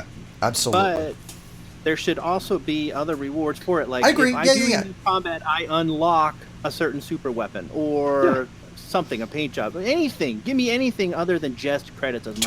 Totally agree with you, Aposto, right? You know, and But the thing is, like, if you want to be a PvPer, you need a lot of money. But the thing is, there's not really a way to earn that money in PvP. So we end up going to Rabigo or going to That's Rhea. right. That's right. Or, Yes, we have to whatever do our work. whatever We the have to do our meta work is. in That's order right. to play. That's right. Make rares popular again. Well, as you a know, reward. and that makes it feel like work because That's right. we're not doing anything even remotely related to the activity in which we want to take That's part in. absolutely Or right. because that activity is so fucking boring that I want to die. Exactly. Like, come Our on, Rhea make it passenger fun to play missions. and I'll love it. Make mining fun and I'll love it. Yep. In fact, you know, we come up with all these crazy ways of doing it. Some YouTubers will even post videos of certain challenges, right? But like go into the Haz-Res and keep gold in your hold and then see how long you can survive because the pirates come to you, right? Or how many NPCs can you take at once or not get hit or all these other ways that players come up with playing based on the great core part of the game. Again, fight mechanics and the way that the ships fight each other. I mean, it's fantastic. We love it. But give us more gameplay. Give us things and rewards and unlocks and stories and some sort of meaningful content that we can engage in, and that way it doesn't feel like work when I have to go find. Oh my God, with the USSs, I mean, get the hell out of here. Exactly. Yeah. Well, Oh, and you know, Jesus. a lot of times I go back to something that was, you guys remember that post from maybe a month or two ago where the guy was broken promises. It was that big long rant, if you guys remember the one I'm talking about, that had like, you know, this was promised, this is what we actually got, this is what they said, you know, that big long thing. One of the points in there that did stick with me is, you know, the quote from Braven long ago was, he doesn't want us to have to do any specific type of activity, right? Just because that one pays more than others, everything should pay roughly the same, right? So if you want to be a trader, you want to be a miner, you want to be an explorer, you want to be a bounty hunter, right? You shouldn't be forced into being a bus driver. Yeah. Right? You know, like if you're an elite Navy SEAL, right? They're not going to say, okay, for the next month, we're going to make you go run, you know, go drive the bus of the new recruits back and forth to pay for your, you know, to pay you this month, right? Of course not, right? You're going to go do your combat. It comes with a risk and reward thing. The trading part is boring, and there needs to be some sort of incentive for doing the boring crap. Unfortunately. Oh, sure, and or alternatively, sure, they need to make it more risky. They need to make NPC interdictions harder to evade. They need to make it so you need to set up your trade ship, not like a shieldless cutter with a docking computer. Yes. Make Elite dangerous again. A buddy of ours was doing wing cargo missions the other night with us in a Type 9 shieldless. Now, he did wind up losing it because we were doing, you know, illegal missions, right? Or whatever the missions are, they send targets against you, right? And we can link it, and I laughed my ass off, right? Awesome. We can link clips in your chat, right? Because I got a clip of what I think of shieldless. If you can't, you can definitely post it in the live stream text channel here, and I'll post it for you. Yeah, you can try if it lets you. I just can't remember if it'll let you or not. So if it doesn't let you, just post it in here, right? Or now that Aposto can moderate it, he can approve it. Yeah, Aposto, somebody asked during the stream if they could post something. I don't know if you saw that. Yeah, there was a link and I couldn't find it. I think it got posted in Twitch. Yeah, I think Twitch does allow chat links. I don't think YouTube does. Let's find out together. Yeah, I was gonna say. Okay. Yep. Nope. It went through. Okay, so I'm gonna post that to YouTube, right? So this guy, we killed him like 3 times. He was in a shieldless Type 9. The 4th time we pulled him, like, I sniped out his docking computer, and then we put him down to 3% hull. Because he was running a shieldless Type 9 in open. Yeah. Well, Lily managed to snipe a Sidewinder power plant, which is impressive. Good evening. Can the clubbed seal say something? Sure. Well, Can the club seal? Sorry, it took me a second to get what you meant, Eagle. That's what I said. Yeah. I thought, okay. Yes, absolutely. A clubbed seal can say something. What you got? Well, you are saying that gameplay with NPCs is not dangerous, but for me it really is, because in comparison to you guys, I'm a beginner, although I have a few hours in the game. But roughly, how many is a few, Eagle? Just to give us some perspective. Where I can see that somewhere in my right That's panel, right. That's right. If you go, for everybody listening, if you go to your right panel on the status tab, if you click to the right 3 times, you'll get statistics. If you then scroll down to exploration, and this is my buddy's account. If you scroll down to exploration, you'll see approximate time played, 2 weeks, 3 days, whatever it is for that account. Let's see, statistics. Yep. And then scroll down, it's under exploration. Second, exploration. Yeah, Algo, you're hot micing a little bit there, buddy. Do you see that down at the bottom? No. Okay, so look in your right panel. Oh yeah, approximate time played. Yeah. 4 weeks, 2 days. Oh, that's 9 minutes, okay. And 22 minutes. That's definitely not beginner then. So okay, yep. Well, you're a newbie at 10 weeks. Well, I hate to disagree, X, but I've done 8 weeks, and I can't beat elite NPCs, even when I've got gotta remember. Out. Okay. You got to remember. Well, hold on, guys. Let Eagle finish his point, because he was jumping in from the perspective of the Seal Clubber. Yeah. So I know a lot of things, and I do a lot of things, but like combat with NPCs. For me, I get my ass kicked all the time, even with the heaviest engineered ships I have, and so for me, it's really dangerous to get interdicted, because I think. Well, and before you jump in, Lyle, let me ask a couple questions. Just so, do you consider yourself? And this is, I hope we're not putting anybody on the spot here, by the way. Do you consider, is combat why you bought the game? Is combat what you want to do? Do you feel like you're good at combat, or you haven't gotten good yet? What do you think the issue there is? Right? Do you think? Well, I think I'm not good at flying. Flying combat and doing the right things. But let me ask it a different way. Do you let me ask it a different way. Do you think NPCs are too hard, or you're not good enough? To put it in a very blunt way. Right? You follow what I'm getting at, right? Yeah. I think I am not good enough. Okay. Right, and again, I don't mean that to call anybody out or anything, right? But when I first started playing too, I'll admit, for me, I was pretty damn good right off the bat, right? NPCs have never been a big shut up, Lego. Have never been a big challenge for me, right? I think some of us, are very natural pilots at this. We're naturals in combat more than others, right? You're gonna have that with any video game, right? And so that's kind of the perspective that I'm going at, right? I think what I would certainly agree about NPCs, back to Lyela's point about them getting harder, I wish NPC interdictions were harder, right? I always tell new players, right, if a human interdicts you, absolutely do not fight it. Submit, because you are going to lose, and if you lose it and you have the long cooldown, you're going to die. If it's an NPC that grabs you, absolutely fight it, because of course you're going to beat it. Right? And so I would think that certainly, as far as combat, it's hard to say. I mean, I think we have a good mix of combat difficulties, given a low res when you're new to a level 7 pirate beacon, right?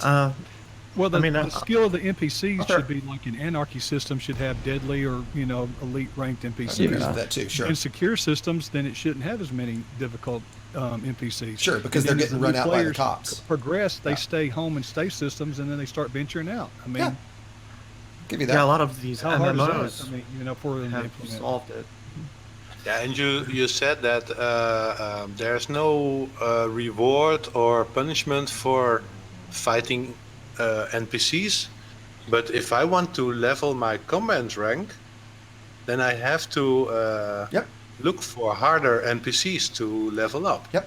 Just there go improving your skills. progression. Yeah, but and that's what I mean with not good enough. It's really hard. You have to learn how to manage pips, and you have to learn how to work the throttle and to FA off and FA on and stuff. It takes time to learn all that and stuff. Wouldn't it be great if the game guided you through that a little Yeah, bit? no, and I think gave you those kinds of that's- activities, and that's what guided I you was through gonna- learning those things.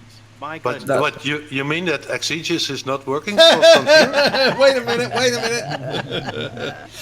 Well, and in fact, all jokes aside, just because this is my stream, I did just to chat post the link to my video on Thargoid Scout Combat. That is by far the fastest way to earn combat rank. 1 scout counts the same as 4 elite NPCs. So if you're looking for combat rank, like right now, it takes 4,800 elite level NPCs to rank from deadly to elite, or 1,200 scouts, and scouts are really not all only that hard. 1,200. Only 1,200. Yep. But that Well, yeah, exactly. Fair hit enough. Management and good combat skills. That's just the fastest way to get Exactly. It's the fastest way to get there. It will not teach you combat skills, but those of you that are just trying to grind it out, you've got the skills, so to speak, and you just want to get it done. Honestly, like me, because I've never cared, and now I'm like, all right, I might as well finish it. That's the best way to do it. You get that point when you unlock your Corvette or your cutter and you think you're God, and then you think, okay, I'm good enough now, and then you come out and get your ass destroyed by the first random PvPer you encounter. Right. I can tell you a story about that. What you got, Max? When I got Oh, my sorry, Anaconda, Engel, wrong person. Yeah, go. Yeah, sorry. When I got my Anaconda, I felt like doing a lot of combat with that, and I came back from a resource extraction zone once. So obviously didn't know much about outfitting, so I had missiles and shit and was totally out of ammo. And then some eagle interdicted me, and I almost lost to that little fucker because I had 2 tiny ass pulse lasers left. I was So gonna say I thought that was me, but I actually blew the guy up. when I first switched from private and solo to open, and I was in my big ass PvE cutter, and I was like, oh, I'm a big badass now. I can handle open play. The first person I encountered was 3 of 9. Like, I shit you not. Nice. And it took me like 20 minutes to kill his stupid Sidewinder, because all I had was gimbals, because I didn't know any better at the time. Yep. And that's one of the problems, I think, is that all I had was gimbaled multi-cannons and pulse lasers, and I was just completely unequipped to handle a human player, even in a Sidewinder. Granted, it was 3 of 9, but still. To handle a human player, meaning also your flight skills and how to absolutely. counters and what to do, like strategy. I mean, oh my goodness, the NPCs don't teach you anything. And one of the things that PvP players hate is when they fight other players and they fight like NPCs. My very first video that I ever posted to the channel is me killing a cutter in my Cobra 3, right? And it was the nice thing about it was the guy was not even remotely salty afterwards. He was a ton of fun actually chatting about the whole thing, asking me like what weapons I'd used and what, because he sees, and he said he just bought it. He didn't confirm that it was still E-rated, but certainly wasn't engineered, but it did have weapons obviously. I go to pirate him and he stops and drops 2 tons, and I'm like, okay, sweet. And then all of a sudden he starts shooting at me, and I message him like, this is your final warning, stop firing. He messaged me something like, not today. And I just replied back and said, well, we'll see, right? And to his credit, he fought. I mean, look, he's in a cutter. He didn't have to stay, obviously, right? And he just comes plowing through all my reverb mines, right? And I confirmed later he was thinking, yeah, fuck this little Cobra, right? These mines aren't doing shit to where the hell are my shields, right? And then unengineered hull, he continued the pass plowing through a big string of mines. Next thing you know, he's dead, and he stared at the rebuy screen. And he messaged me after. He was like, dude, how the fuck did you do that? And will you teach me? Which to me is the best, most mature. That's the way end to goal it, in right? PvP. Exactly, right. And it was, oh my god, I was jumping up and down after that, right? It's like I finally killed a cutter with the Cobra, right? Because it was so much more fun than killing a Cobra with a cutter, right? Like to me anyway, right? To your point about guys like 3 of 9, right? Cool. So I would always rather go that anti-meta, right, with a small ship against something big, right? And it's to the point that was made that it doesn't really matter, the size of your ship is not what's doing it, right? It's not the size that matters, it's how you use it, right? Actually, the big ships are a liability in PvP. I won't go over. Oh, I completely agree. On the completely agree. Right, like disaster waiting to happen. Yep. Especially with target lock breakers and all that, you're just going to die very fast. Yep. I mean, they can be a decent support ships. Like the cutter is alright as a support ship. The Corvette will just destroy you. Fast will destroy you if you don't know what you're doing. Yeah, if you don't if you don't. I would like rather anything have another used, FTL next to me. Completely agree. Right, anything used properly can be effective. And I mean, I really do believe pretty much every ship in this game can be effective as a combat ship. Right, in the right instance, and with the right pilot, with the right build. Right. Type 7? You could. Oh, absolutely. Right. Shit, you can get like 6,000 If you want to go to Sand 2 right now, I do have my PvP Type 7 ready to go. Absolutely. There's a story about that as well. Knew a guy once, don't remember what happened to that guy honestly, but he had a Type 7 with just... Somebody's got a terrible mic. Ingle, you're kind of staticky like crazy. Okay, 1 second. Okay, no sweat. No, but I think that Aposto had a great point in that this game, like, you know, like we're all pretty decent at combat, and then there's people that are struggling, and this game just does not teach you how to fight at all. Like, I tell people all the time, like when I see streamers, like, just skip the advanced combat tutorial. It's not going to teach you anything. Like, there's no point in finishing it. You're not going to be a better pilot afterwards. Yeah, right. I mean, the best thing you can do is CQC, is jump in with other humans, right? Find a friendly group, find somebody and go spar, right? And there are plenty of places that you can But get even then, the game itself doesn't give you a whole lot of tools to do that. No, it doesn't at all. Well, I mean, the game doesn't do shit to teach you how to play any part of the game, right? Also, the thing about CQC is you can't really like queue for it when you're in game. Oh, that's yes. Oh, that would help so much. Now that I'm thinking about it. Oh, I've said so many times there should be a mission for CQC where you're hired by a faction to fight in a CQC tournament for them. If there's not enough commanders, it puts bots in. I mean, look, we've got NPCs that can do combat already. Why there's not bots in CQC, and why CQC isn't free to play? It's beyond me. Well, I mean, and be a system in the bubble somewhere. And well, as well too, like bringing it back again to World of Warcraft, you know, because they do a lot of things correctly. Like Arena, if I hit that arena button or that looking for raid button, I'm not therefore just gonna sit and stare at the menu. Like I'm doing other shit. Right. That's exactly right. Like, why would you do that? Right? Like it's like, let people play their game. Well, and you know, one of the things No, go ahead, Leo. I was gonna say, especially too, because like it pulls off the same kind of, like, you know, pulls you off into an instance where shit doesn't really matter anyway. So how can it not just function exactly like the multi-crew system, where like, okay, well, wherever your ship is, just it disappears and you're now in the CQC place. Yep, absolutely, right. It would add so much across the board to the game. You know, it's, to me, the one of the bad things Frontier's always done is they're great at ticking a box and then never coming back to it. So it's CQC done, power play done, engineering done. And they have done some passes to engineering, right? Multi-crew done, right? And and up to this point, finally we're getting a repass of exploration and mining coming, right? Which is great, right? But it's they leave these things to just languish. I mean, a perfect example, we say this because we do CQC every Tuesday night at the end of my stream, right? And why, when I go to create a squad, does it show me every single friend that I have, whether they're online or offline, sorted in some completely random, nonsensical way? Right? If you worked for Frontier, and like if I worked there and I played CQC my first night, the next day I would go in and say, hey boss, why aren't we filtering the CQC friends list by people that are online at the top, or not even showing people offline?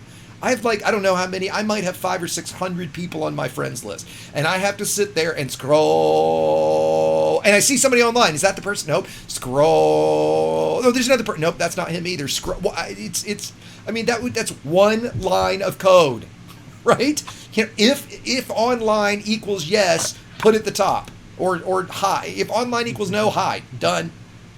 I mean, right? I mean, that's all there's to it. But clearly, they don't come back to it, right? And since they don't come back to it, we don't get anything with it. Also, being able to CQC and pimped out ships would be nice. To sort of get the idea of PvP when you're in. Yeah, bring your own ship to CQC. I would love it. On the other hand, I do like that CQC is immediately a level playing field. Exactly. Where, a new player can compete with everybody. Well, it could also fill that role that you guys were saying you wanted, where you want an unengineered mode for PvP. Like, it really kind of is it.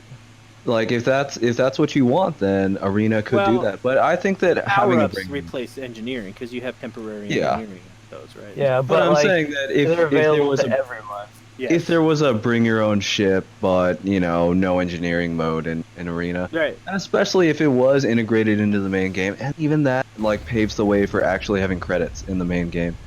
And is there a leaderboard for CQC? Actually, X, if you could just tell that person in your YouTube chat that I was kind of kidding. What's he say? Which one?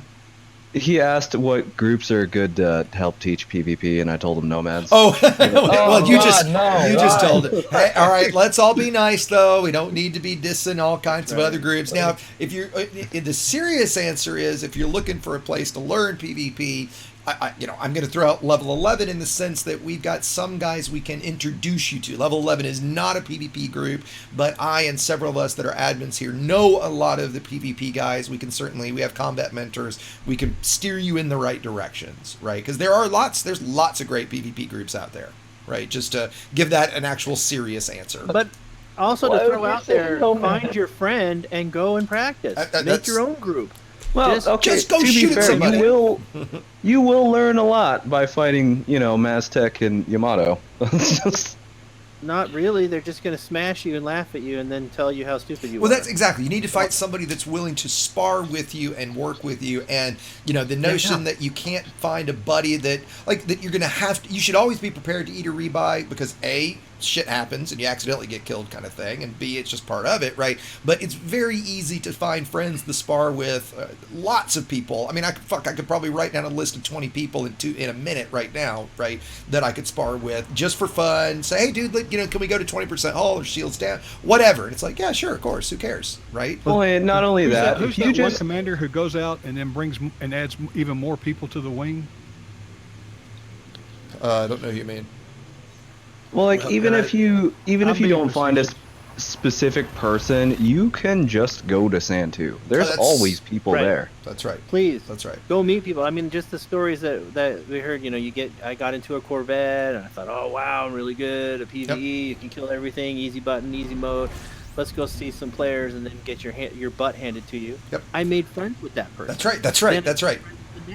And then I was like, wow, teach me. And they were like, well, do this, go here. Yep. You have to talk, you have to be a little bit social. Yep. And there are so many PvPers that are willing to mentor you and help you, including, and let me be clear, Yamato helped me a lot too, and there's times when Yamato still gives good feedback. He's a great guy. I don't want to make it sound like he's a griefer.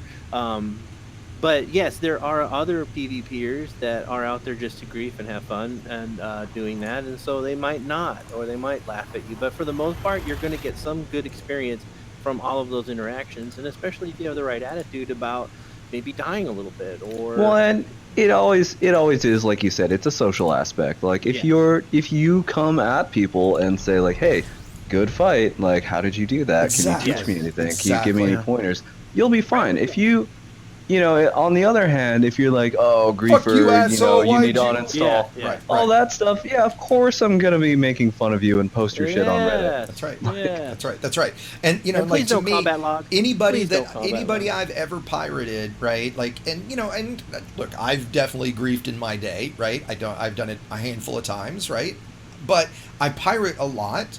And I wind up killing a lot of people because if I say stop or I'll kill you and you don't stop and I don't kill you, I'm a shitty pirate, right?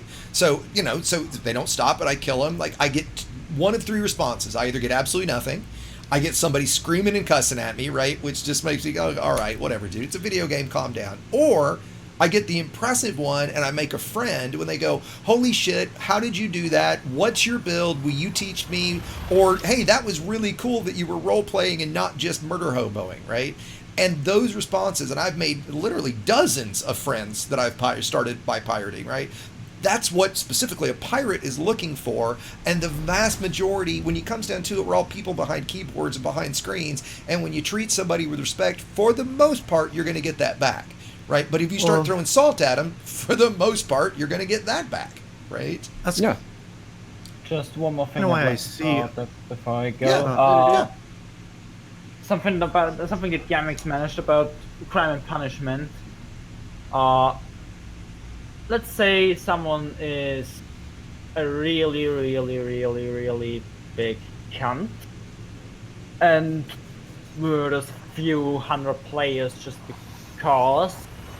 I'll go. There actually was a case like that. I'm not gonna go into detail with that. Channel. Well, you cannot tell me that such a person would not be immediately recognized the second they jump to a populated station. You can't tell me that station can't just tell by that name tag on his fucking ship that he wanted a 500 million bounty or something. Right, just like a top 10 wanted fugitive walks into a post office in the United States, his picture is going to be on the wall, right? I completely agree. Right, the crime and punishment there is totally broken. I've said for a long time, it should be if you're wanted for murder, right? System authority knows, hey, Commander Exegius just committed murder. I'm flying around. There's 5 system authority ships. They should all be coming down on me like a ton of fucking bricks. Yes. Right. I mean, they should. Yes. I mean, that would be. I mean, that would help fix a lot of the crime and punishment.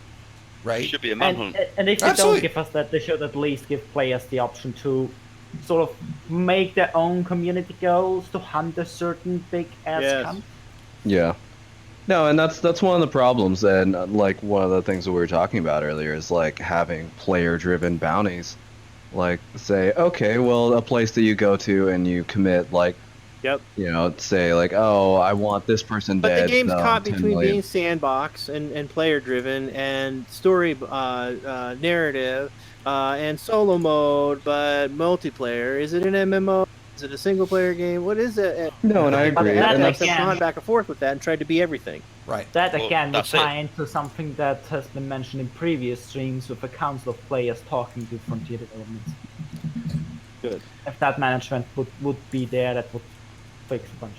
Well, I wanted to mention with the season that I suggested bring your own ship was it's a place where you don't have a rebuy and you can try different loadouts against different scenarios. I've said that. Well, I wish there was an arena where you could go fight even if it's just NPCs, and you can put on any engineering experimental effect you want, so you can try things out to know if this is what I want to actually go grind for and do. Yep. Completely. Or a dueling. Yeah, I'd be okay with that too. Wing versus wing. Sure. Yeah. What about, like, if you remember older games like Wing Commander, they had the simulator, or in X-Wing, you had to qualify for the ship before you could fly it in battle.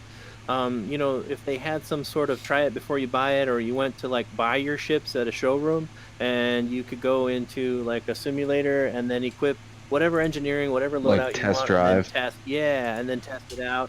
That could be like an arena. Every mode racing sim there is has that feature, right? Exactly. Every racing sim that I play, there is essentially a test mode where I can just take this car on that track and go try it out, right? I can make tweaks to the car and go out there and try it out, right? I mean, if you put that in a real life perspective, you think Formula One drivers are going to go out on the track when it's time to qualify and go, oh, we need to make all these changes to the car. No, they've got all that shit worked out ahead of time. Of course they do. Even from an immersion standpoint, like the thought of me giving you 100 million credits and I'm not even allowed to like look at the ship first or test it out, like, that's insane. That's right. That's right. Absolutely right. I remember back when they used to sell beta, right? Back in the 2.0. Oh, back in those series, right? That was so scummy. Oh, it was. But I'll admit, I bought it, right? Because at the time I started playing seriously right when 2.1 launched, and I bought right around the 2.2 beta. And then because the ships were a tenth and all the modules were a tenth of their normal price, no rank for anything, I finally got to fly the Corvette and the Cutter and you know, the ships like that I didn't have the money or the rank for yet, and got to try them all out, right? And it was, you know, it was great. It confirmed that, all right, fuck, I don't care about getting the rank for a Corvette or Cutter. I hate the Corvette and the Cutter, right? You know, so it was a way to test it. Even these last betas where like all the engineering costs 1 iron, like that gives you an opportunity to test out new builds and test out how things are going to work. The thing is, like, exactly. And at the end of the beta, I missed the beta bash, the all-out beta bash at the end of it. I was in on the last one. You mean the one where everyone had like decal? Remember the decal you got for the beta? I have a beta decal. You know, I think I do too. Everybody goes in and it's that is fun when they do that, Jaffo. You're right, because it doesn't matter, right? Yeah, I think that. But let's compare that to the main game though. Like if I want to test out an engineering, like I don't know, like 5 efficient multi-cannons or something, that means I now need like 50 biotech conductors. And I have to go high grade hunting for that? Absolutely not. For that, it's a far shot for a comparison, but even PlanetSide has a testing system, and you can't tell me that it can't be implemented in Elite. Yeah, you know, I think absolutely can. You know, the worry I've got to think from Frontier's side is that, and I'm not saying this is valid by the way, but you do that, and all of a sudden everybody stops, maybe too strong of a word, right? But you don't play the main game as much, or whatever word you want to use anymore, right? Because now you're just playing arena. But you know what? It's okay. So to be fair, in PlanetSide, you're just in pretty much a shooting range. There's not much actual stuff you can do. But right, exactly. You get bored really fast. So right? let's say this then. Like, so we're talking about like a test drive. And why don't we have a system wherein, like, so let's say you want to test out a Cutter. Let's say that you have to put like a down payment, quote unquote, or like, I don't know, like a fee that's refundable, and say like, okay, well you have to pay 20% of whatever the ship costs, just in case you fuck it up. And then you get that money back, but I mean that still kind of blocks it off to the newer players because. You like 20% of a billion credit Cutter is still kind of a lot. Like you're not going to just jump into that from day one. Right. You have to get a pilot's license, and in order to get the pilot's license for the different classes ship, you go to you go to safety school or safety town or wherever the hell it was called back when we were kids. You know, flight school, combat school. You could get rated. You could have all these, and also that would bring some interesting options in for these ranks. Like who cares about being king? What does it do for me other than unlock a ship? It would also put down a really good framework for, like we said, actually teaching you how to fly your ship. That's right. Yes, like if there's like a flight school in game that says, okay, well, if you want to fly a big ship, you got to learn how to fly big ships. So yeah, like with conflict zones, like you have to train in the Imperial Navy to get into the Federal Pilots Association to be qualified for. You have to pass. It would be awesome. How great would it be if TIE Fighter X-Wing, TIE Fighter CD-ROM Deluxe Edition? You know, you had to go through the pilot's license in school and training in order to pilot. And that's how you, class of ship. and exactly. Like you don't just because right now, like like I've seen some of the guys streaming like Sidewinder to Anaconda in 24 hours or 13 hours or whatever it is, right? I saw a mostly harmless Cutter last night. Right. I mean that's so easy to do because ranks and credits are so easy, right? Make some of the unlocks for ships it's in some level skill based, and this is, I'll admit, this is hard to balance, right? But make it skill based in some way that it's not just the constant grind for credits and constant grind for rank. Reward, right? Exactly. You get rewarded for your skill. The way that I would implement this if I were to like just get a job at FTF tomorrow, I would make it so that like whatever rank you have, like sure, why not, you keep it, but it's more like a suggestion, and then you get like a confirmed title for these training missions. Say like, oh, I'm deadly in combat, so you have to like do a training mission that utilizes your skills, and actually like you actually have to be pretty good at combat to pass it. Yep. And then you get like a confirmed deadly or whatever. Well, the trouble is, I think that does and do it based on the class of ship as well. Yeah, really absolutely. It does need a lot more player versus player aspect, because AI is generally going to be predictable in some form or fashion. I mean, I find this with was it interdicting? I don't see how many people practice fiction or having. I hate to be rude, but do somebody is that. crunching fucking ice on their mic. Lego. I'm really sorry. That might be me. Lego. I'm sorry. It shouldn't keep happening. See, well, I mean, I just wanted think, to add that. Sorry. I think that you're right. I mean, it's just that NPCs, they're super predictable. They don't fly very well. I think the biggest problem is their loadouts and their engineering. Like I was saying in the chat, like every single clipper that I've ever fought in this game, NPC-wise, is just banked right in front of me and face tanked me. And for one, if you put a bank on your clipper, you're bad. Like, there's no getting around it. But for two, yeah, no, absolutely, and yeah. I just wish that it would be loadouts that made sense in the real world, like FASs with banks. Like, that's pretty common for NPCs.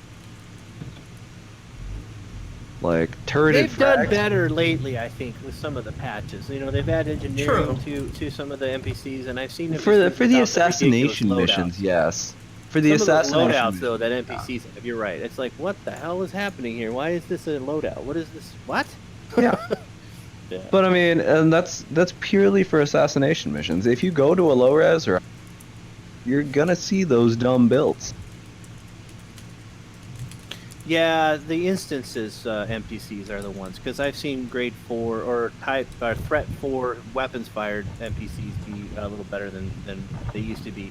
But you're right, in the res sites they're still ridiculous. It's so bad. Yeah. No, they haven't. It's still gonna be your turreted frag clippers and your like gimbal beam laser anacondas. It's so bad. Right. Lyle, have you done the? I might have missed this. Have you done the new pirate activity beacons? I have not. I've heard they're better. Oh, dude, they're pretty fun. Oh, yeah. Here's the thing though, is that I have no idea how to find that, and if I have no idea how to find that means a new player totally is right. Fucked. Totally right. Lockdown systems. Well, you gotta watch Xesius video. There you go. Exactly. Yeah, but like, it's like, okay, but like, why doesn't the game like expose that to you? No, of course you don't watch my shit, dude. Of course. I like your videos, man. The game needs to do a better job. Of course it needs to do a better job. Dude, I've said many times my channel should not need to exist. I've said that a dozen times at least, right? So you're 100% right. Alone. Right. Exactly. As a side lockdown state. So lockdown systems is where you can find them. They're POIs, so 1,000 light second rule, right? And they are, for NPC combat, they are a challenge, dude. I mean, I've gone there in my PVE vet, but fully engineered, 3,500 hull, 2,500 bi-weave shields, PA rail. I mean, a good build, but with collectors and shit like that for farming, right? And I've left them before on 10% hull because of phasing weapons and staying too long. And I mean, after an hour, they're a fight, right? They're not a pushover by any stretch, right? Well, and that can be applied to many aspects of this game, though. Oh, like, sure.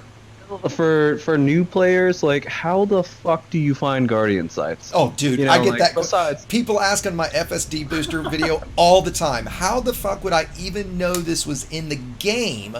Let alone how to go unlock the whole thing, right? And my answer is, well, you would have to land at a station that happened to have a Guardian technology broker. You'd happen to look through and see what things are available, to see what the unlock requirements for it, to make a list of, and then you would have to stumble across a Guardian structure to figure out how to do the blueprint. It's absurd. It's insane. It's insane. Well, and okay, so I think the worst one is if you've ever seen Canon do their thing with the what do you call it, where they go around the eagle eye stuff. Like, I have no idea how you would do that, just purely from in-game to I completed this. Right. And like, you should never have to Google stuff to figure completely for endgame stuff, and like for theory crafting, I get it. Like, people can use resources to figure out what is like the optimal way to do stuff.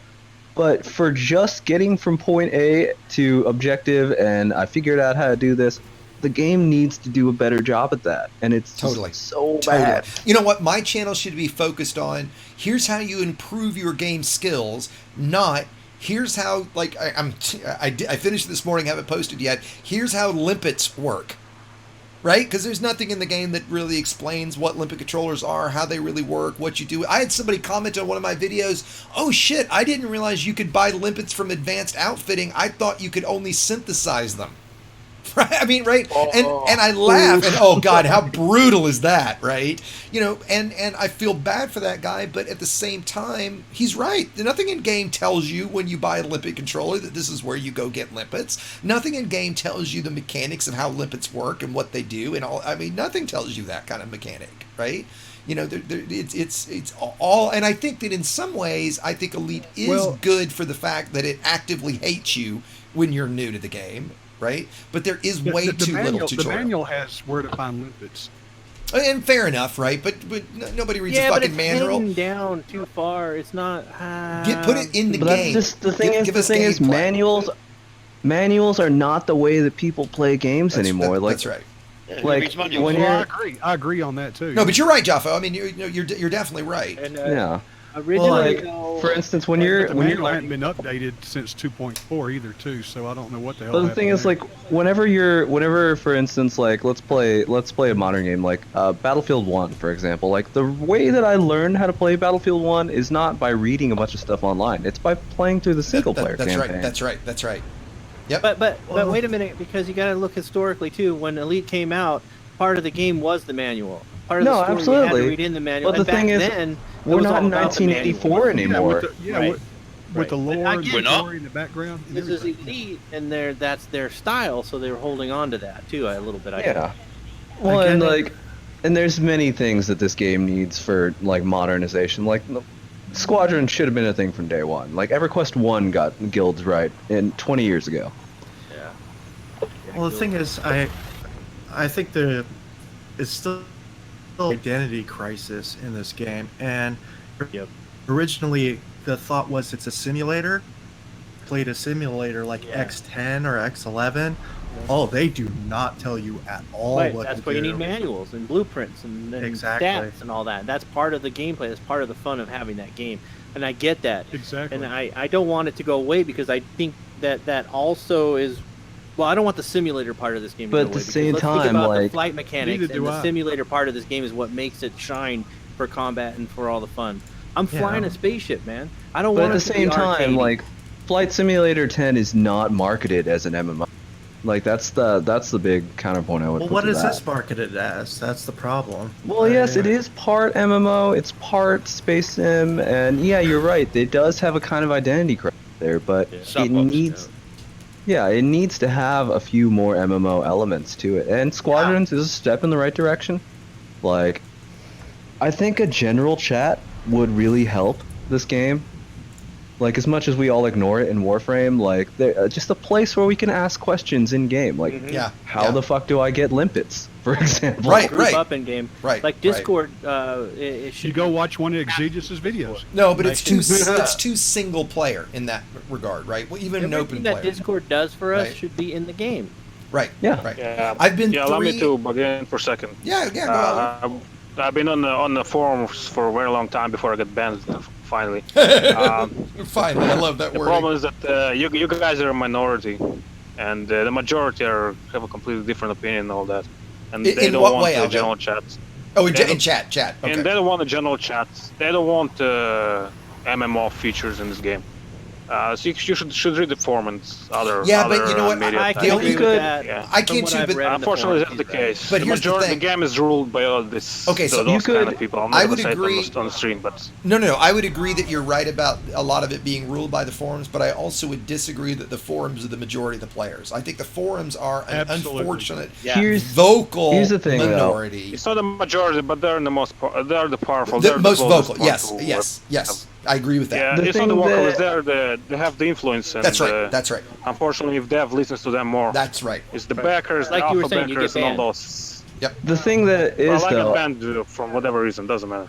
I think that we're seeing on the forums people like that. It's survivorship bias, because if you look on Steam right now and look at the reviews for this game, a lot of them are like, I didn't even know how the fuck to play this game. So I think that if we had more elements like a general chat or things that helped you learn to play the game, it's not that those people still wouldn't exist, you know, on the forums. It's that we would have people that actually liked playing this game.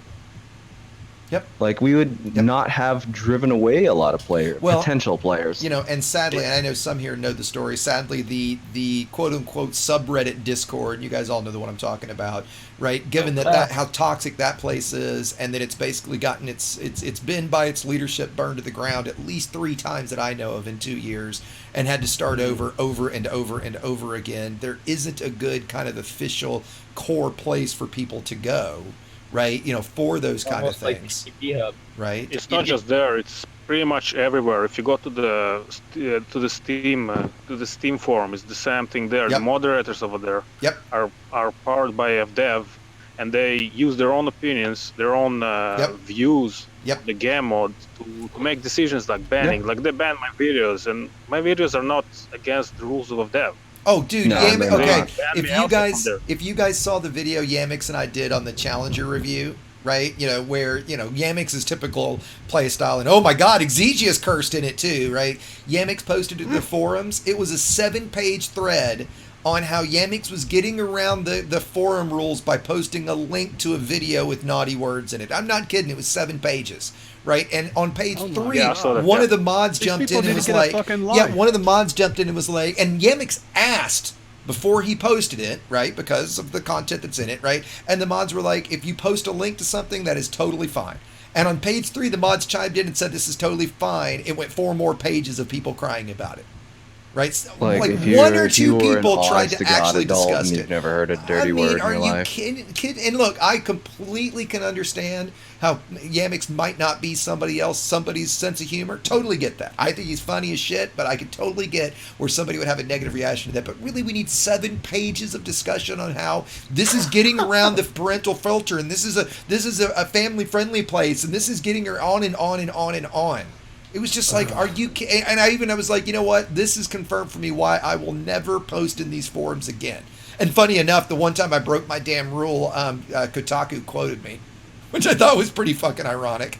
Oh yeah, that's great. I remember that. Right? Because I really, like, honestly, that's like one of the rare times I've posted on something, but the whole Gnosis disaster was just, it was too much to keep quiet. You guys should go there and post. I did, actually. Because there's only one side has their opinions there. That's right, that's right. And that's how it looks like. Sick of it. Because nobody wants to deal with it. That's right. I've made a couple posts, and then you get destroyed or rammed or well, don't get destroyed. I mean, they're fucking Care Bears at the end of the day. Yeah, I just fight it back. There are a few. And they're the majority on the forum. Before they finally banned me, Yep. And like I said, I think it is really survivorship bias. It's like, we look at these toxic people on the forums, but we don't see all the thousands of people who have picked this game up, played it for a few hours, they couldn't figure anything out, and then they just immediately didn't even post on the forums, didn't write a review, just said, all right, well, either I want a refund or I'm just not going to play the game again. I mean, me personally, I bought the game in like early 2015, I think it was. Played it for like a handful of hours and was like, oh my God, like I don't have time to learn this. This is absurd, and stopped, right? Yeah. Then April of 2016, I got the Oculus Rift. 10 minutes in Elite and VR, and was like, oh my God, this is the greatest thing I have ever played in my life. I have to learn how to play this game. I jumped into Discord. I found a really, really nice dude. I doubt he's listening, but M. Boffin. And Boffin spent hours with me going through shit, teaching me the game. And if it wasn't for that, right, I wouldn't be sitting here now. You guys would be talking to some other douchebag instead of me. Well, Up Is Not Jump makes a good point when he reviews the Nightmare one. Oh God, it's such a perfect fucking review, isn't it? Yeah, and it really does nail it, where it talks about if you want to learn how to fly a spaceship and have control and really fly a spaceship, then this game's for you. If but that's the thing not is, something you want, you're going to fucking hate this basic game. videos. I mean, the thing is, even training videos are basic, and it teaches you all the controls, how to dock, how to find shit. I mean, I mean, if you don't want to read the manual, they do have those. Oh, and the tutorials are great, right? I mean, the in-game tutorials are. We need more of those. They're just right. There's not. Yeah, enough. That's another thing. That I'm meeting that girl for Latvian vodka or whatever. She said we were having drinks in the tutorial videos. I still haven't found that. That's right. I forget that one. You know what? Oh my god. Okay, but like the tutorials, like teaching you controls and stuff. I know there are like 4 or 5 people who have had to spend like maybe like an hour with, like going over and setting up their controls. Oh God! Yeah. Because otherwise you have to go through and already know what everything is supposed to do. That's exactly right. The bindings are just nuts, right? Yeah. But that is just the nature of the complexity of the game. I mean, that's just initial controls are like competent, but you run into people with so many different setups, different kinds of like. Lego and I were saying this one day. Like, if Lego sat down, if any of you guys sat down in my chair right now, you could not play the game. You could do some basic like getting around, but you'd constantly be going, okay, so where's this, where's that? Oh, it is the beauty of it. It's a strength and a weakness in that sense. And when back in the day in the 80s, when you bought a simulator, you needed the manual. You couldn't play the game without it because you had to learn how to controls and where the controls are and what button did what. Yep. So that's what this game is at its core. That's right. That's right. It's a game like that doesn't survive in modernity. The problem. Like, I think the best example is like, have you ever tried to talk someone through how to filter by scoopable stars through Discord? Yes. Like not being able to see their screens. Exactly. Yes. And I'm like, this should be in the game. Yes. Somewhat like there should be a manual that says, okay, well, if I want to do this, go here, and it should highlight things on your screen. Yeah. It shouldn't be this like, okay, well, you see that squiggly line with the 3 dots, and then everything under M. Yeah, no, absolutely not. You're talking about a searchable FAQ. That's what you're talking about. Right. Yeah. And just as a quick aside, I just posted my tutorial on Beginner's Guide to Fuel Scooping, which explains exactly that. Good segue there. Thank you, buddy. But no, you're absolutely like you're saying, right. This guide should not have to exist. Exactly. It should not have to exist. I should not have to, that it should not have to exist. The game should teach you that somewhere, right? And just quickly, we can keep chatting, guys, but I am going to kind of officially say we're going to wrap this up. I'm getting pretty fucking exhausted. I've been at this for 4 hours now. So we are going to start. So we'll say a few more things that and I'm not going to leave Discord, guys, but I'm going to bring the chat to a head here in just a second, circle back and close stuff up. So I just wanted to throw that out as you guys have stuff you kind of want to throw in here at the end, to get out there. Here's your chance. I'll just leave it that way. I almost forgot we're still streaming. Exactly, right. I wanted to know something. Yeah. Where's that station you can get your dick slapped into a telephone book? Lyella knows where that is. Santu, my friend. Santu. I'm on my way. Overall, go there. Yep, Santu. You've got to deal with it. I'll let Lyella answer that. PvP hub. Yeah, Lyella, you want to tell them a little bit about Santu? Yeah, it's PvP hub and PvP League. Is the new thing that's going on there. It's a system that the PvP players have flipped into Anarchy, and we use that for organized like tournament-based PvP and even just matchmaking PvP. Sounds cool. You should mention the new tournament that the League plays. No. Yeah, if you want to have a good chat on better PvP systems there, just go there and PvP system. Best PvP system. Well, Best PvP there is. It does have a history as a legitimate PvP system. There are plenty of big PvP battles that have gone down there, and I just feel clubbing. But the thing is, actually true. There are lots of white knights over there. Don't miss out on the opportunity to sign up for that because it's coming up in October, I think, and there's going to be a big PvP league going on. Is through PvP League? Hub. Yeah, it's going to start at the end of October, and it's going to run through December. You sign up with a team. Prizes. You know what, Lyella? Yeah, and FDev has actually contributed some paint pack prizes. Do you know the newsletter? Lyella, you know all the details on that? Lyella?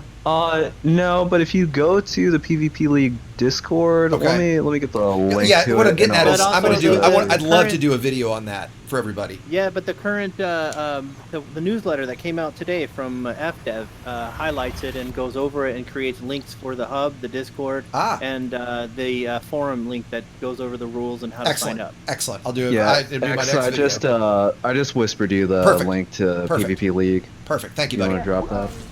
Which system is the system with the PvP hub? Sansu. SAN space TU. Yeah, SAN space TU. Yep. I mean, I just currently went over there. Get Ding Dong to get her word out. Yeah, we got him. So anyway, I do kind of want to bring this, like I said, I'm going to bring this to a close here, unless anybody's got something they didn't get in that they really are dying to jump out with. Anyone? Okay.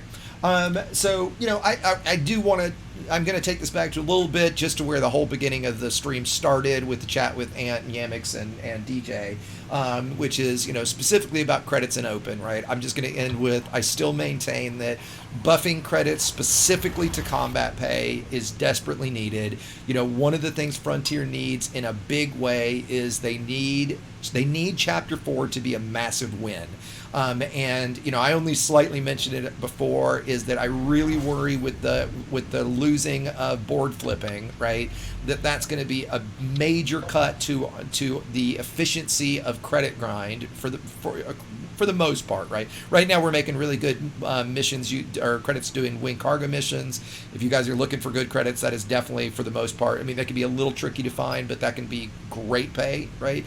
But if they were able to boost, if they boosted combat pay 10 times, and I know that in some ways sounds ridiculous, almost like, oh my God, that's huge, right? I think so many people, we need to be able to say, hey, Layla, holy shit, I know you haven't seen the patch yet. You're not going to believe what they did. And your response normally is going to be, oh, fuck, how much new grind do we have this time? No, dude, holy shit, they buffed combat pay by 10x. What? Holy shit, they did what? I mean, that's the response that we need to Chapter 4, right? And right now, I think the exploration stuff, to my eyes, looks fucking... I definitely have some concerns about a few things, but to my eyes, looks pretty damn fantastic. And if they can hit that big a win with mining, and they can do something around credits, I think Chapter 4 could be the huge shot in the arm the game really needs right now. So and don't forget rank grind, Federal. That's good. Exactly. Yeah, if you want Feder or Imperial grind, now is the time to do it, right? Before Chapter 4 comes out, now is the time to do it, right? So with that, again, Discord, I'm going to hang out, so don't go anywhere. I'm just saying goodbye to stream. Thank you to everybody that was in chat. Certainly everybody that jumped into Discord. It's been another great conversation. If you guys haven't joined the Discord, the link is in the description for YouTube, and it's down in the social section of Twitch. We'll be doing something similar to this. I don't know what we'll do for Tuesday, but for Tutorial Tuesday, we'll be doing something fun. If you guys have questions, that's another place. If I missed you in chat, forgive me. Feel free to ping me in the Discord. I'm happy to help. Otherwise, again, thanks to everybody for joining, and I will see everybody very soon.